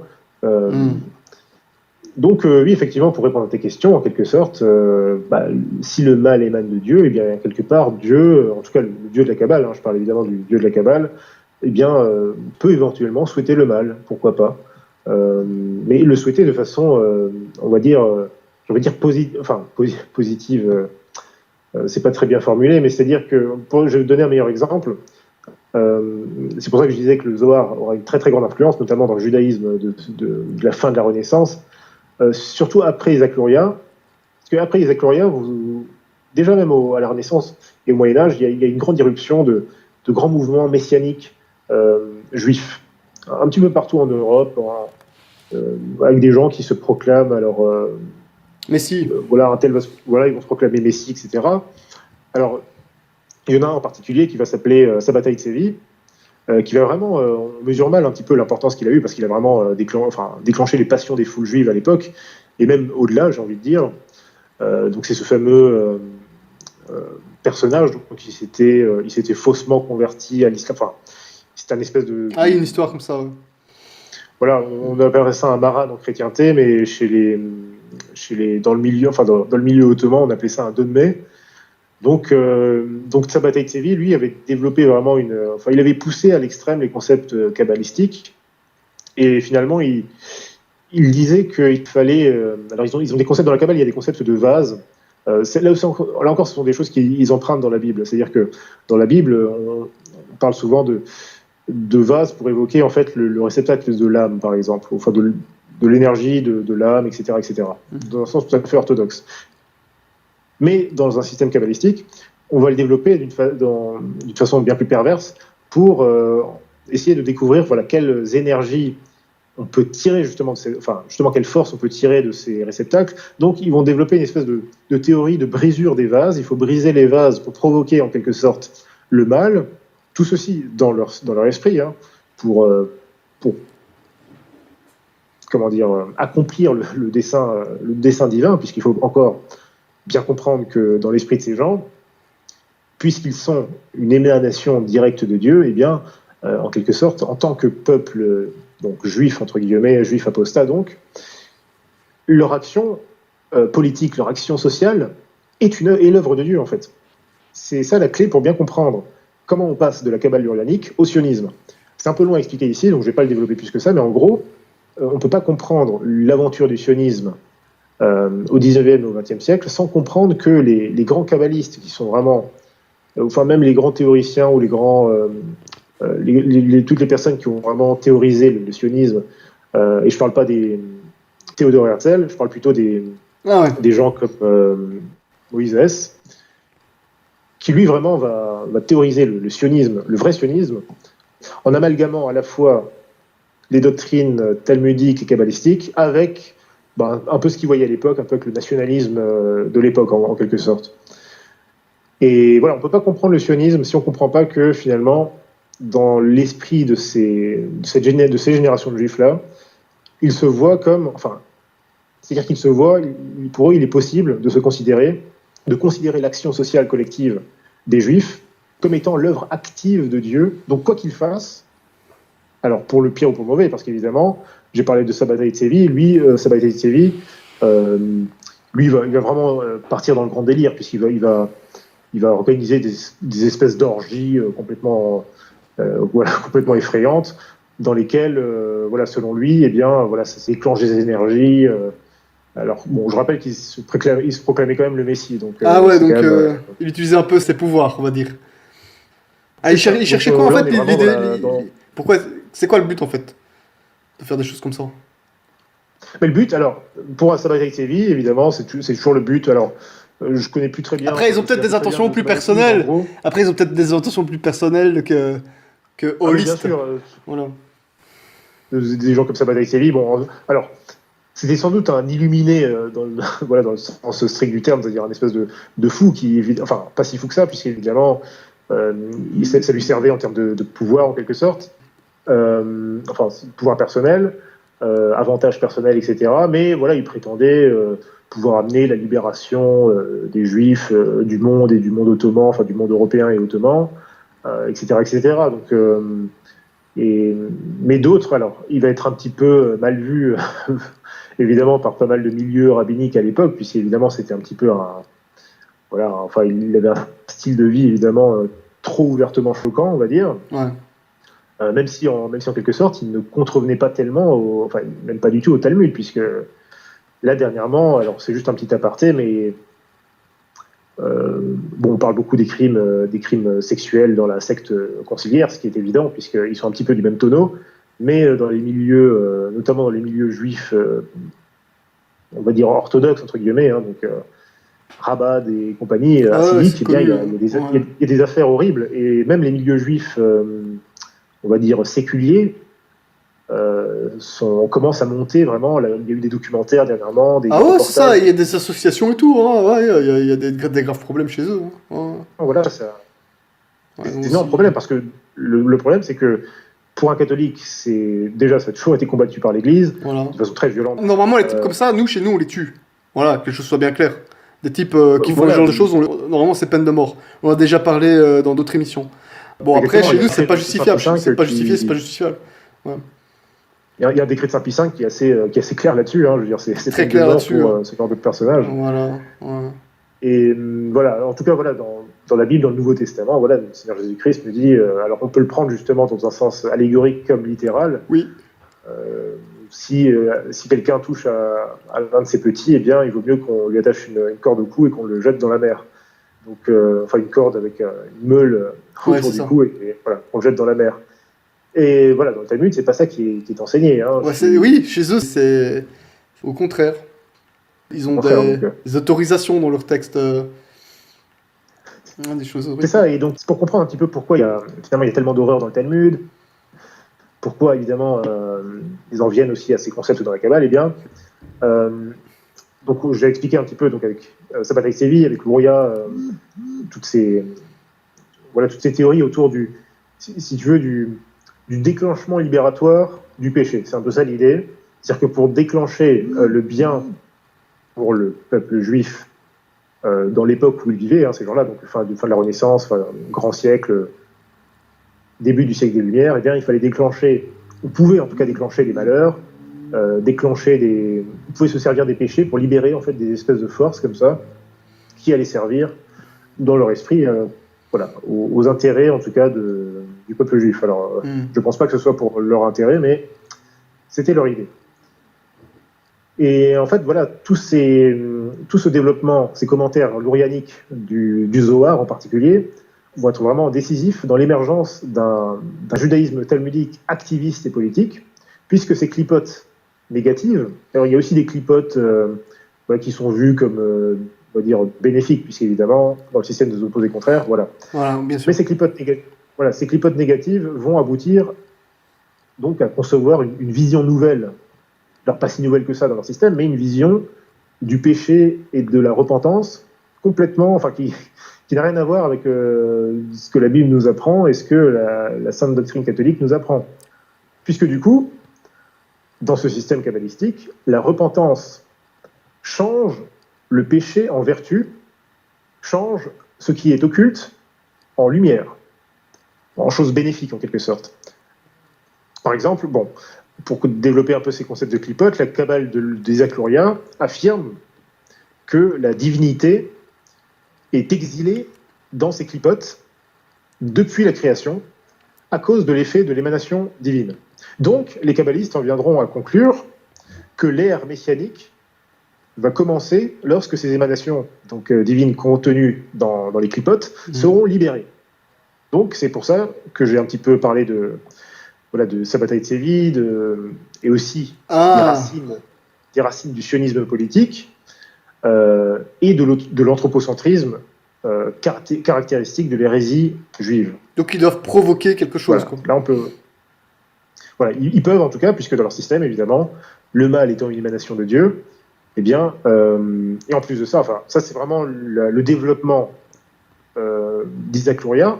Lui, il va vraiment développer le Zohar à ce niveau-là. Il va dire vraiment, l'ère messianique va commencer lorsque c'est les émanations qui sont contenues dans les clipotes, qui sont pourtant des sphères de péché, d'idolâtrie, etc. Quand elles seront libérées, eh bien, on arrivera dans une ère messianique, et donc dans leur esprit, c'est là où ils ont vraiment, en tout cas, si tu veux, ce qui est terrible pour eux, c'est que d'un point de vue historique, ce qui s'est passé par rapport à ce qu'on appelle l'émancipation des Juifs avec la Révolution française, avec toutes les autres révolutions en Europe, révolution antichrétienne, etc. Et ce qui s'est passé avec l'avènement du faux État d'Israël, du faux Israël, l'État sioniste, eh bien, finalement, ça conforte, si tu veux, malheureusement, ces croyances, en quelque sorte. Et c'est ça qui est terrible pour eux, c'est qu'il y en a beaucoup, évidemment, qui restent un petit peu prisonniers de ces choses-là. Donc, et comme il y a beaucoup de réussites dans certains de leurs... Enfin, pas chez tous, mais comme il y en a beaucoup d'entre eux qui réussissent très bien dans les affaires, etc., dans la politique ou autre chose, eh bien, ce n'est pas pour les... Malheureusement, ça ne les amène pas à l'humilité et à revenir un petit peu de conscience spirituelle. Quoi. Alors, pour continuer sur ce sujet, le spécialiste de la Kabbale juive, donc, en tout cas dans le monde francophone, qui est Charles Mopsik, lui, il explique que dans la Kabbale, l'union de Dieu en tant que connexion harmonieuse de toutes les séphirotes n'est pas encore une réalité, et que Dieu, enfin le Dieu de la Kabbale, ne sera vraiment... Alors ça, c'est terrible. Il ne sera vraiment il sera vraiment unité, que lorsque son peuple ne connaîtra plus l'exil, la persécution et l'humiliation. C'est assez frappant, parce que... Enfin, c'est quoi les conséquences, du coup? Les conséquences, c'est que Dieu n'est pas un, en fait, mais il sera vraiment unité, trouvera son unité que lorsque le peuple juif, eh bien, ne sera plus dans l'exil, la persécution et l'humiliation. Ce qui, entre nous soit dit, je veux dire, bon, déjà, ce sont des hérétiques parmi les plus abominables de la terre. Tu veux dire que ça justifie c'est ça qui justifie aussi le sionisme, c'est ça? Bah, exactement, c'est ça. C'est-à-dire que pour Charles Mopsik, en quelque sorte, le sionisme. Alors, c'est pas ce qu'il dit, lui, mais la conséquence, c'est que le sionisme, finalement, dans un esprit kabbaliste, eh bien, ça veut dire qu'en fait, finalement, l'union de Dieu a été réalisée, et que, parce que maintenant, voilà, le peuple juif n'est plus en exil, n'est plus persécuté, au contraire, il règne en toute puissance dans différents grands États autour de la terre. Donc, voilà, c'est un peu ce que je disais. Le problème, c'est que beaucoup d'entre eux, enfin, en tout cas, les grands esprits... dans l'état sionisme, dans les communautés, dans la diaspora, sont très, très impressionnés par ces choses-là. Et évidemment, bon, ici, c'est une inversion, encore une fois, qui exprime vraiment leur croyance à se considérer en leur être, c'est-à-dire physiquement, comme les émanations les plus pures, les plus supérieures de Dieu sur Terre. Revenons à cet Adam Kadmon, juste pour là. Une autre inversion assez notable ici, c'est que l'Adam Kadmon kabbalistique, il est présenté comme étant androgyne. Je m'en doutais bien, j'en étais sûr. Voilà, pour ne pas changer. Ouais. Ce qui fait dire aux kabbalistes que le premier homme était lui aussi androgyne. On avait vu ça la fois dernière, ou la deuxième ou troisième émission, je sais plus. Et bon, ceci se comprend avec le dualisme erroné, dont on a déjà parlé, comme tu viens de le dire. Selon le principe de contraire opposé, l'essence divine kabbalistique possède un côté masculin et un autre féminin. C'est pourquoi ce qui peut prendre l'apparence d'une espèce de trinité dans la Kabbale, en réalité, n'est qu'une contrefaçon diabolique de la même origine que les fausses trinités qu'on trouve dans certains anciens paganismes, qu'on a déjà vu avec Monseigneur Morin. D'ailleurs, la trinité supérieure de la Kabbale juive, donc représentée par les trois splendeurs de la couronne, est présentée comme ayant également une identité féminine. Et en l'occurrence, dans ce système, on ne va pas parler du Père, du Fils et du Saint-Esprit, mais du Père comme la sagesse, de la Mère comme l'intelligence et du Fils comme la science. Et cette inversion est grave parce qu'elle attribue au Saint-Esprit, de façon blasphématoire, une identité féminine. C'est une vision qu'on retrouve d'ailleurs dans le concept détourné de Sophia, alors un peu plus tard, dans les milieux schismatiques orientaux. Il y a beaucoup justement de sectes gnostiques qui vénèrent la Sophia comme en Dieu. Donc la sagesse comme en Dieu. Ça fait partie dans des murges. C'est dans des murges comme d'autres. Et justement à ce sujet, le père de l'Église, saint Épiphane de Salamis, nous apprend dans son Panarion que la secte judaïsante des El-Kazaïtes au 1er siècle de notre ère avait repris une doctrine de l'Adam Kadmon similaire à celle présentée dans la Kabbale. 1er siècle. Et que cette secte, au 1er siècle, et que cette secte attribuait également une identité féminine au Saint-Esprit. C'est-à-dire que c'était une secte de... Bon, comme on l'a dit, judéo-chrétien, moi ça ne me plaît pas trop ce terme, c'est pas très net, c'est plutôt voilà, des sectes gnostiques à prétention chrétienne et judaïsante. Et donc eux, voilà, ils avaient également une espèce de doctrine d'Adam Kadmon, très similaire à celle qu'on trouve dans la Kabbale du Zohar. Le Zohar, c'est plutôt le XIIIe siècle. Donc, c'est chaud, donc, ouais, ça veut dire que ça remonte à loin, ça remonte à loin tout ça. C'est assez époustouflant, effectivement. Et eux aussi, ils attribuaient une identité féminine au Saint-Esprit. Donc là, c'est assez frappant. Alors, autre exemple, la Shekinah. La Shekinah de la Kabbale, j'en ai déjà parlé, c'est la 10e séphirote. C'est celle qui est tout en bas de l'arbre. Pourtant, c'est pas la moins puissante dans ce système. Littéralement, le mot Shekinah, ça signifie la présence. Et, comme on l'a déjà vu précédemment, Monseigneur Meurin, il identifie, alors, à des buts explicatifs, il identifie la Shekinah, il pense identifier dans la Shekinah donc des anciens commentaires, là, des commentaires orthodoxes de l'ancien Israël, pas des spéculations kabbalistiques. Tout des bons. Lui, il pense identifier la seconde personne de la Trinité. Et je cite, c'est-à-dire le Fils. On avait déjà cité Monseigneur Meurin qui disait « Ceux qui sont versés dans les plus anciens livres des Juifs savent que très fréquemment, donc dans les anciens commentaires, on y trouve la mention des trois qui s'appellent Yahvé, Shekinah qui signifie verbe ou habitation de Dieu, ou présence de Dieu, et donc le roi Hakadosh, donc l'Esprit du Saint. On les nomme les trois membres, les trois degrés, les trois subsistances, les trois faces, les trois terminaisons, les trois personnes, et ces écrivains nous disent que Memra ou Shekinah, donc Shekinah en fait, émane de Jéhovah, et que roi Hakadosh émane de Yahvé par Memra, par Shekinah. Donc fin de citation. Donc c'est très intéressant. C'est un concept assez intéressant, et on sent là aussi qu'il y a eu une perversion de choses que des anciens hébreux orthodoxes avaient compris, puisque Monseigneur Meurin et d'autres, on sait très bien que la plupart tous les dogmes qui sont présents dans le Nouveau Testament, en fait, sont déjà présents dans l'Ancien Testament. C'est ce qu'on appelle la typologie. Il y a tellement de choses comme ça qu'on retrouve dans Proverbes, dans Jérémie, dans Isaïe, des choses vraiment magnifiques. On voit vraiment la doctrine de la Sainte Trinité exposée comme ça, mais de façon à la fois nette et à la fois évidemment encore imparfaite, parce que c'est la révélation totale, évidemment, c'est le Seigneur Jésus-Christ qui va nous l'apporter, qui va tout nous expliquer. Mais bon, les Juifs de l'Ancien Testament ne pouvaient quand même pas ignorer ces choses. Et il y en a certains qui sont restés dans l'orthodoxie. Et ce sont particulièrement Saint Siméon ou tout simplement la Sainte Famille, Saint Joseph et Notre-Dame.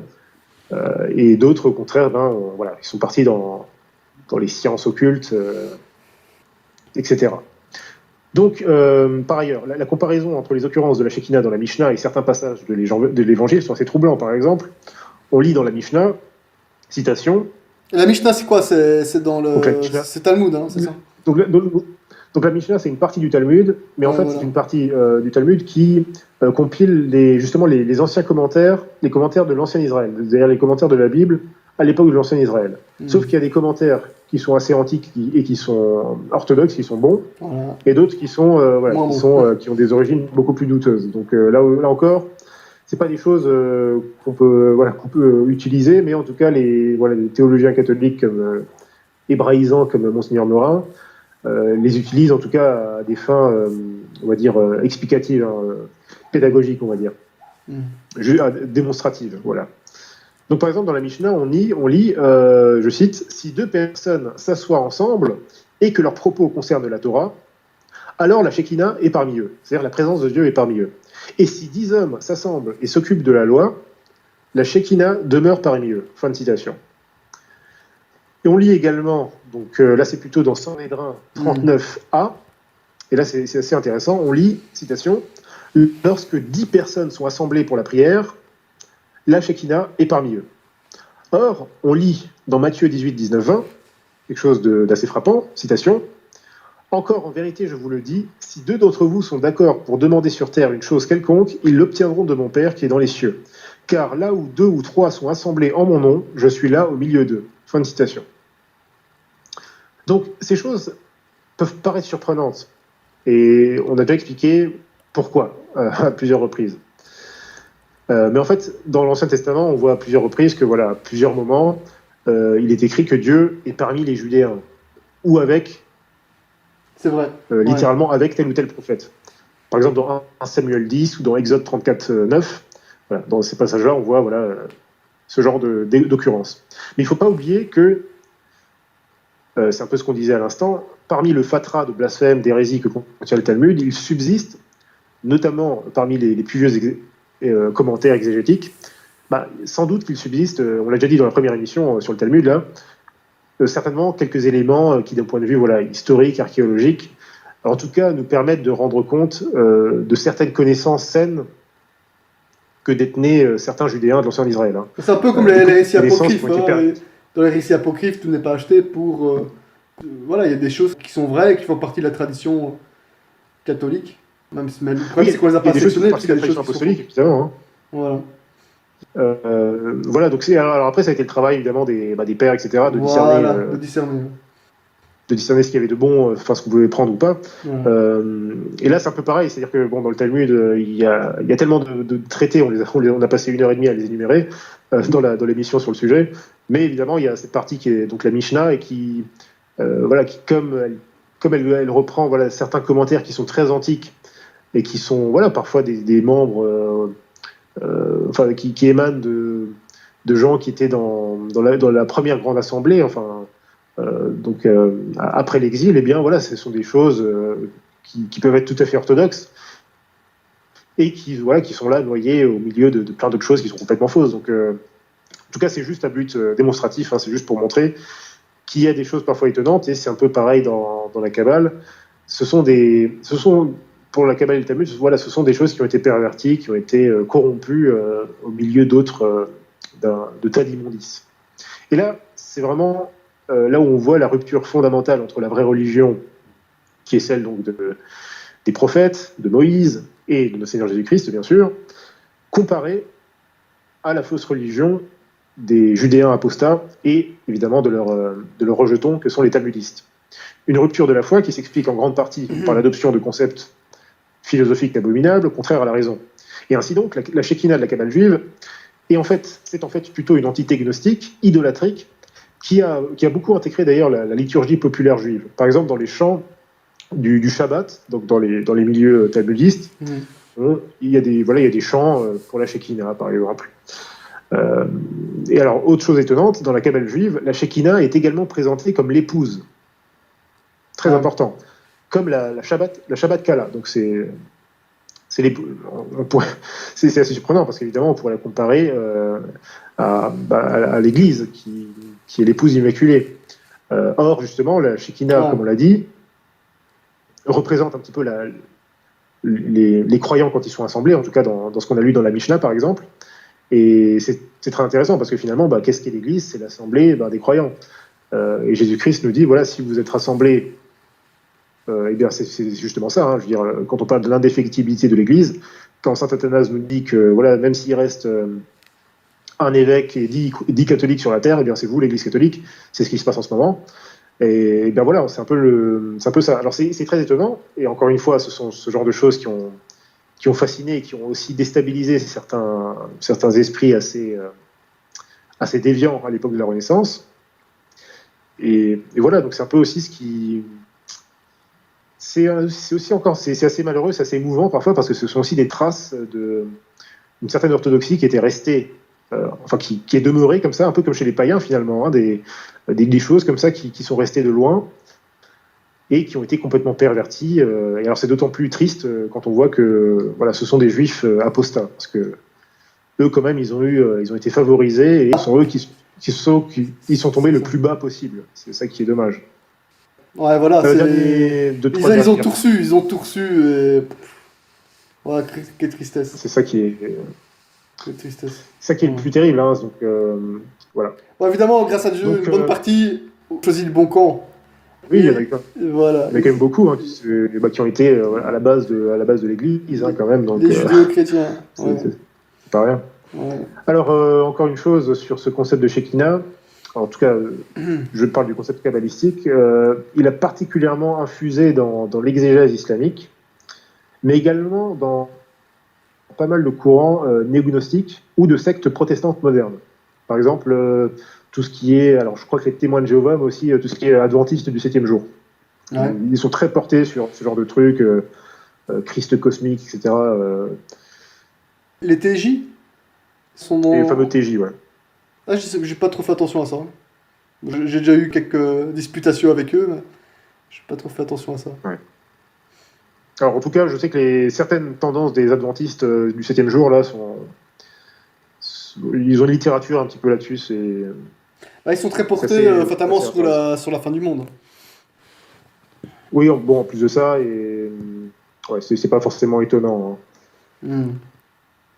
Donc ces inversions kabbalistiques qu'on a vues un petit peu en vrac, ce qu'on peut en résumer, c'est qu'elles portent clairement la marque d'une philosophie inspirée du démon, ça c'est clair. On a compris. Et c'est un petit peu la rançon de l'apostasie de nombreux juifs depuis l'époque du Vaudeur, déjà, depuis l'époque des rois, où il y a eu beaucoup de problèmes. Hein. Lisez le livre des rois, le livre des chroniques, pour voir un peu ce qui se passait et pourquoi il y a eu des saints prophètes comme Élie, Élie, grand pourfendeur de prêtres de Baal.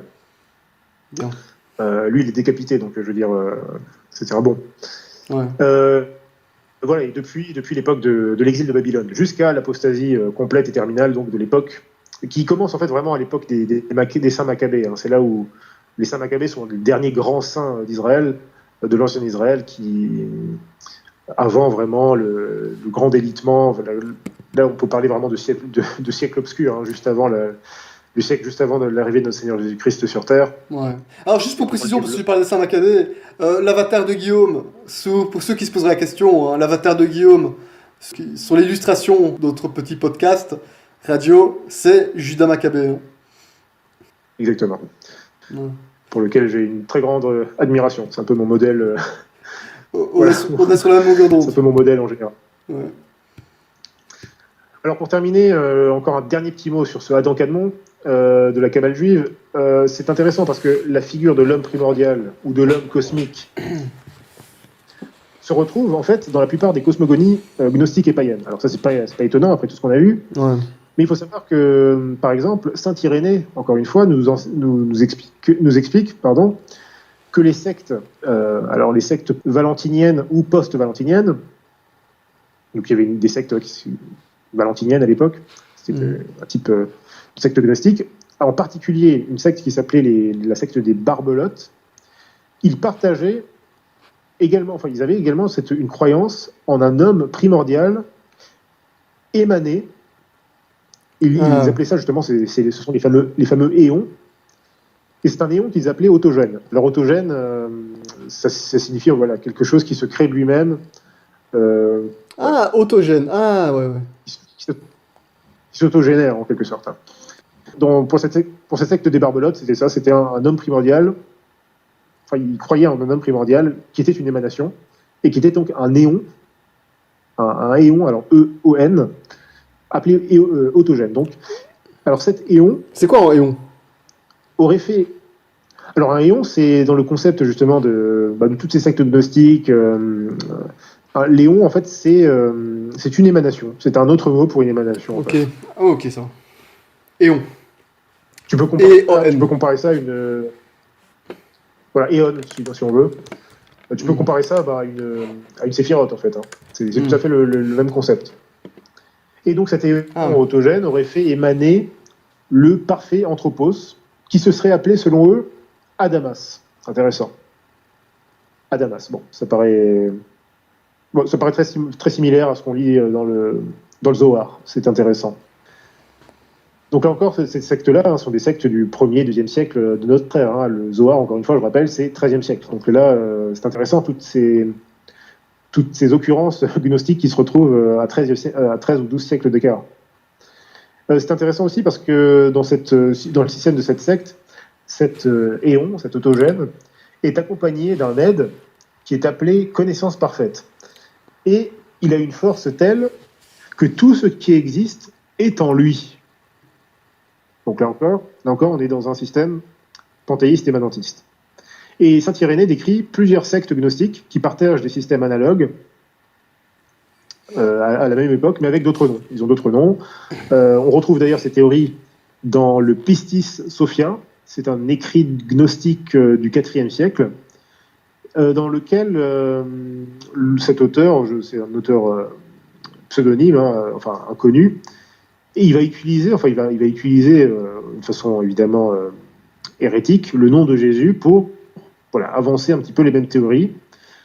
On retrouve également ces théories-là, cet homme primordial, dans la littérature hermétique, dans l'hermétisme, notamment dans un livre, dans une somme très importante qui s'appelle les Poimandres. Mhm. C'est intéressant parce que poimandré, je crois en grec, la racine, c'est le pouvoir, c'est la puissance. Je crois en grec, c'est ça.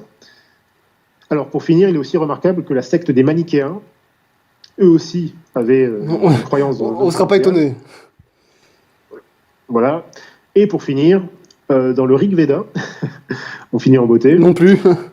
Ouais. Dans l'hymne, alors dans le Rig Veda, il y a un hymne qui s'appelle le Purusha Sukta. Et dans cet hymne-là, il y a, on chante, un hymne une ode à un homme cosmique dont le nom est justement Purusha, qui prend la forme d'un être divin dont l'essence englobe toute la création.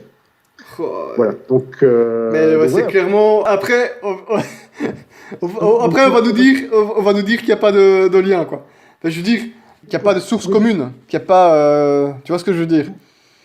Et ça rejoint le début de l'émission, on disait qu'il pouvait y avoir qu'une intelligence derrière, une intelligence mauvaise. Hein. Donc, voilà, pour résumer aux auditeurs, je dirais même pas ces 2 heures d'émission ou c'est plusieurs heures d'émission. Je pense que maintenant vous avez tous les éléments pour comprendre les origines de la religion talmudo-kabbalistique. La fausse religion. C'est tout simplement un paganisme. Voilà, c'est la synthèse. C'est intéressant parce que si tu veux, Saint Pidis disait bien que le modernisme, c'était l'égout collecteur, c'était la synthèse de toutes les hérésies. On peut dire en quelque sorte que la Kabbale juive, c'est la synthèse, c'est l'égout collecteur de toutes les hérésies, mais des temps antiques. C'est intéressant, je trouve. J'avais lâché une phrase comme ça dans la première émission sur la Kabbale, je crois. Ouais. Bah voilà. On a la boucle est bouclée là. La boucle est bouclée. Après, il restera encore une émission après, mais là on a bien terminé là. On a bien terminé. La prochaine émission, ce sera plutôt une émission un petit peu de clôture, mais on parlera un petit peu moins de tous ces concepts-là, enfin, comme on l'a fait, de tous ces livres. Là, on a terminé un petit peu la saga des livres de la Kabbale, donc maintenant les auditeurs ont ils ont tout à disposition pour comprendre un petit peu tout ce que enseignent ces livres abominables. Alors, on n'a pas vu la magie aussi, hein. On n'a pas été dans les détails, j'imagine que tu as donné les gros concepts. On n'est pas rentré dans les la théurgie et compagnie, quoi. Là, il faudrait encore une émission, ce sera un peu long. Non, on va pas faire. De toute façon, on a déjà abordé un peu ça dans la première émission. Voilà, je pense pas que ce soit nécessaire. Tout à fait, oui. L'essentiel est dit. L'essentiel est dit. Qui sera... Pardon ? L'essentiel est dit, et voilà, c'est très... c'était très, très intéressant, même important. Hein. Voilà. Je pense qu'on a vu du lourd, là. On a vu du très, très lourd. Voilà, on a un petit peu toutes les clés en main pour comprendre ces concepts et surtout un petit peu leur influence. Et justement, la dernière émission, donc la semaine prochaine, si Dieu veut, ce sera plutôt une émission de clôture et on parlera plutôt vraiment un peu de l'influence de la Kabbale, surtout à la Renaissance, avec Pic de la Mirandole, Jean Rochelin et d'autres. Donc là, ce sera un peu la clôture pour faire comprendre un petit peu justement les problèmes de cette infection, en fait, qui va infecter partiellement la chrétienté, enfin certains milieux dans la chrétienté. Et voilà. Et je pense que le parallèle entre le modernisme et la Kabbale juive est assez intéressant, parce que faudra le développer peut-être un jour, mais c'est très intéressant. En tout cas, je te rejoins totalement par rapport à cet aspect antéchristique que tu soulevais avec le fameux Adam Cadmon. Moi j'ai toujours dit, hein, mais je savais pas qu'il y avait cette notion était dans d'autres religions, parce que moi je m'étais juste penché sur Théâtre de Chardin par rapport à ça, et même même je pense pas qu'Étienne Couvert il évoque ça, parce que j'avais pas mal étudié un peu toutes ces questions gnostiques, et je pense pas que j'ai vu ça chez Étienne Couvert. Non, je vois qu'on rencontre, cette notion-là se rencontre dans la Kabbale, je vois qu'elle se rencontre dans d'autres religions, le Rig Veda, fausse religion quoi, je vois qu'elle se rencontre dans Rig Veda, je vois qu'elle se rencontre dans certaines sectes hérétiques antiques, que les barbelotes et tout ça, enfin toutes celles qu'on a un petit peu parcourues, les manichéens. Et je me dis, mais purée, ça me fait que me confirmer ce que je pensais déjà depuis longtemps, c'est que l'antéchrist, il aura quelque chose de ça. Tu vois ce que je veux dire? Il y a quelque chose qui va... Le fait qu'il va égarer la grosse majorité du monde, et même les justes risquent de tomber, je pense qu'il y aura quelque chose de ça. Tu vois ce que je veux dire? Je sais pas comment ça va se passer, mais c'est un peu la vision que j'ai du problème. Donc... Et encore une fois, ce qui est vraiment frappant, alors j'en ai un petit peu parlé très brièvement, mais c'est qu'on retrouve cette doctrine de l'homme cosmique, on la retrouve dans des documents donc, de Vatican II, dans l'enseignement de Jean-Paul II. C'est très intéressant qu'on retrouve dans presque toutes les hérésies antiques, modernes et contemporaines, cette notion cette espèce d'Adam Kadmon qui serait l'essence collective de toutes les âmes, etc. C'est assez frappant quand même. Enfin, moi, ça m'a stupéfait quand j'ai vu ça. Je me suis dit, et qu'il faut rassembler. Et toutes ces âmes qu'il faut rassembler. C'est la volonté, justement, de moi, j'étais stupéfait quand j'ai lu, quand j'ai vraiment étudié ces trucs d'Adam Kadmon, etc. Ah ouais. Et ce qu'il était vraiment, je me suis dit, mais c'est incroyable, j'ai déjà lu ça dans c'est ça. C'est ça. Encore une fois, tous ces gens qui défendent ces idées s'entendent. Hein, et je parle pas juste d'Adam Kadmon, mais je parle de ces idées gnostiques en général. Ils ont tous une entente, comme on disait. Et c'est clair que c'est la volonté, c'est de rassembler l'humanité en un point. Enfin, de rassembler... comment dire comme ils sont un peu dans le délire, justement, un peu panthéiste, effectivement, c'est de rassembler toute l'humanité pour faire un dieu, un homme-dieu. C'est ça le truc. Mais tu sais, justement, c'est ça, là, ce que tu viens de dire, c'est tout à fait juste.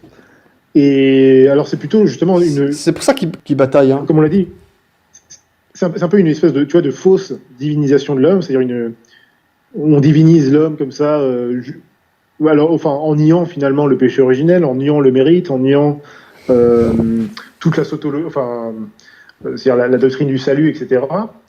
Et c'est également intéressant dans le sens où c'est un faux universalisme. Et ça, il faudra peut-être faire une émission un de ces jours là-dessus, c'est-à-dire que nous, en tant que catholiques, nous sommes universalistes, on peut même dire parfois mondialistes de façon un peu provocante. Ouais, mais moi je me déclare mondialiste pour ça embête pas mal de gens, mais voilà. Voilà, enfin nous en tout cas, je veux dire, on s'est compris. On souhaite le règne de Jésus-Christ partout sur Terre. L'unité, elle se fait en Jésus-Christ, hein, elle se fait pas dans les droits de l'homme. C'est ce que je veux dire. Elle se fait pas dans l'homme. Dans l'homme-dieu. J'ai l'impression que quelque part, ces doctrines, alors que ce soit de la Kabbale ou du modernisme, etc., en fait, apportent, tu vois, un espèce de contre-universalisme ou un faux universalisme qui, du coup, trompe beaucoup de gens, parce que là, il y a combien d'espèces de tradis à De Francisou, ce jour-là, oui, François, c'est l'horrible pape mondialiste, etc., alors que François, justement, porte des idées modernistes. En plus de ça, il est toujours fourré avec des rabbins kabbalistes, etc. Ou des francs-maçons, tout, la totale, quoi. Oui, voilà, tout le monde, les bouddhistes et les... Ouais, c'est vrai. Donc, mais non, mais ils sont cohérents avec... Et d'ailleurs, la toute première, quand François Zéro s'est lancé sur YouTube, quand je dis s'est lancé sur YouTube, bon, je dis pas qu'il fait des podcasts, mais quand la première vidéo qu'il a mis en ligne, c'était justement le rassemblement de toutes les fausses religions. Modernisme y compris, hein, qui fait passer pour catholicisme. Et on avait republié la vidéo, hein, donc avec les gens qui font l'unité, elle se fait dans l'amour, etc. Ouais. Il y avait les bouddhistes, il y avait la totale. Hein. Donc c'est ça qu'ils recherchent. C'est pas un hasard, c'était la toute première vidéo. Hein, c'est ça qu'ils recherchent. Donc encore une fois, pour conclure, juste pour rappeler encore ce qu'on disait tout au début, ben, les gens choisissent leur camp. Ouais, les gens choisissent leur camp. Soit de côté païen, soit de côté Jésus-Christ. C'est tout. Et et encore une fois, la seule religion qui dérange dans tout ça, c'est le catholicisme au final. C'est le catholicisme. Même pas l'islam, parce que l'islam, ils l'interprètent comme ils l'entendent. Ils n'ont aucun problème à l'assimiler à toute cette doctrine dont on vient de parler. Il n'y a pas de problème. Il y a pas mal de Mahométans qui sont dans cet état d'esprit. Après, ils ont tous leurs différences. Mais le catholicisme, on ne sait rien faire avec. On ne sait rien faire. Le catholicisme ne peut pas s'adapter à ces fausses doctrines. C'est pour ça que c'est la seule religion... le catholicisme, c'est la seule religion qui résiste à tout ça. C'est la seule religion qui peut faire front à tout ça. Il n'y a rien d'autre, parce que c'est la religion... Oui. C'est le camp de Jésus-Christ. C'est le camp de Jésus-Christ. Il n'y a rien d'autre, vous ne trouverez jamais rien d'autre. Jamais, jamais, il n'y a rien d'autre nulle part. Il n'y a que ça. Choisissez votre camp, choisissez le bon camp. Ben voilà, on s'est compris. Très bien. Allez, Guillaume, sur ces bons mots, merci beaucoup pour cette émission, encore une fois, comme toujours. Bon travail. Hein. Eh bien, merci à toi pour l'invitation. Et puis, bonsoir à tous les auditeurs de Radio Regina. Et puis, bonsoir à toi, Voilà. cher Yannick. Très bonne nuit. Hein. Salut, une autre prière. Hein. Salut. Salut à toi. Une autre prière.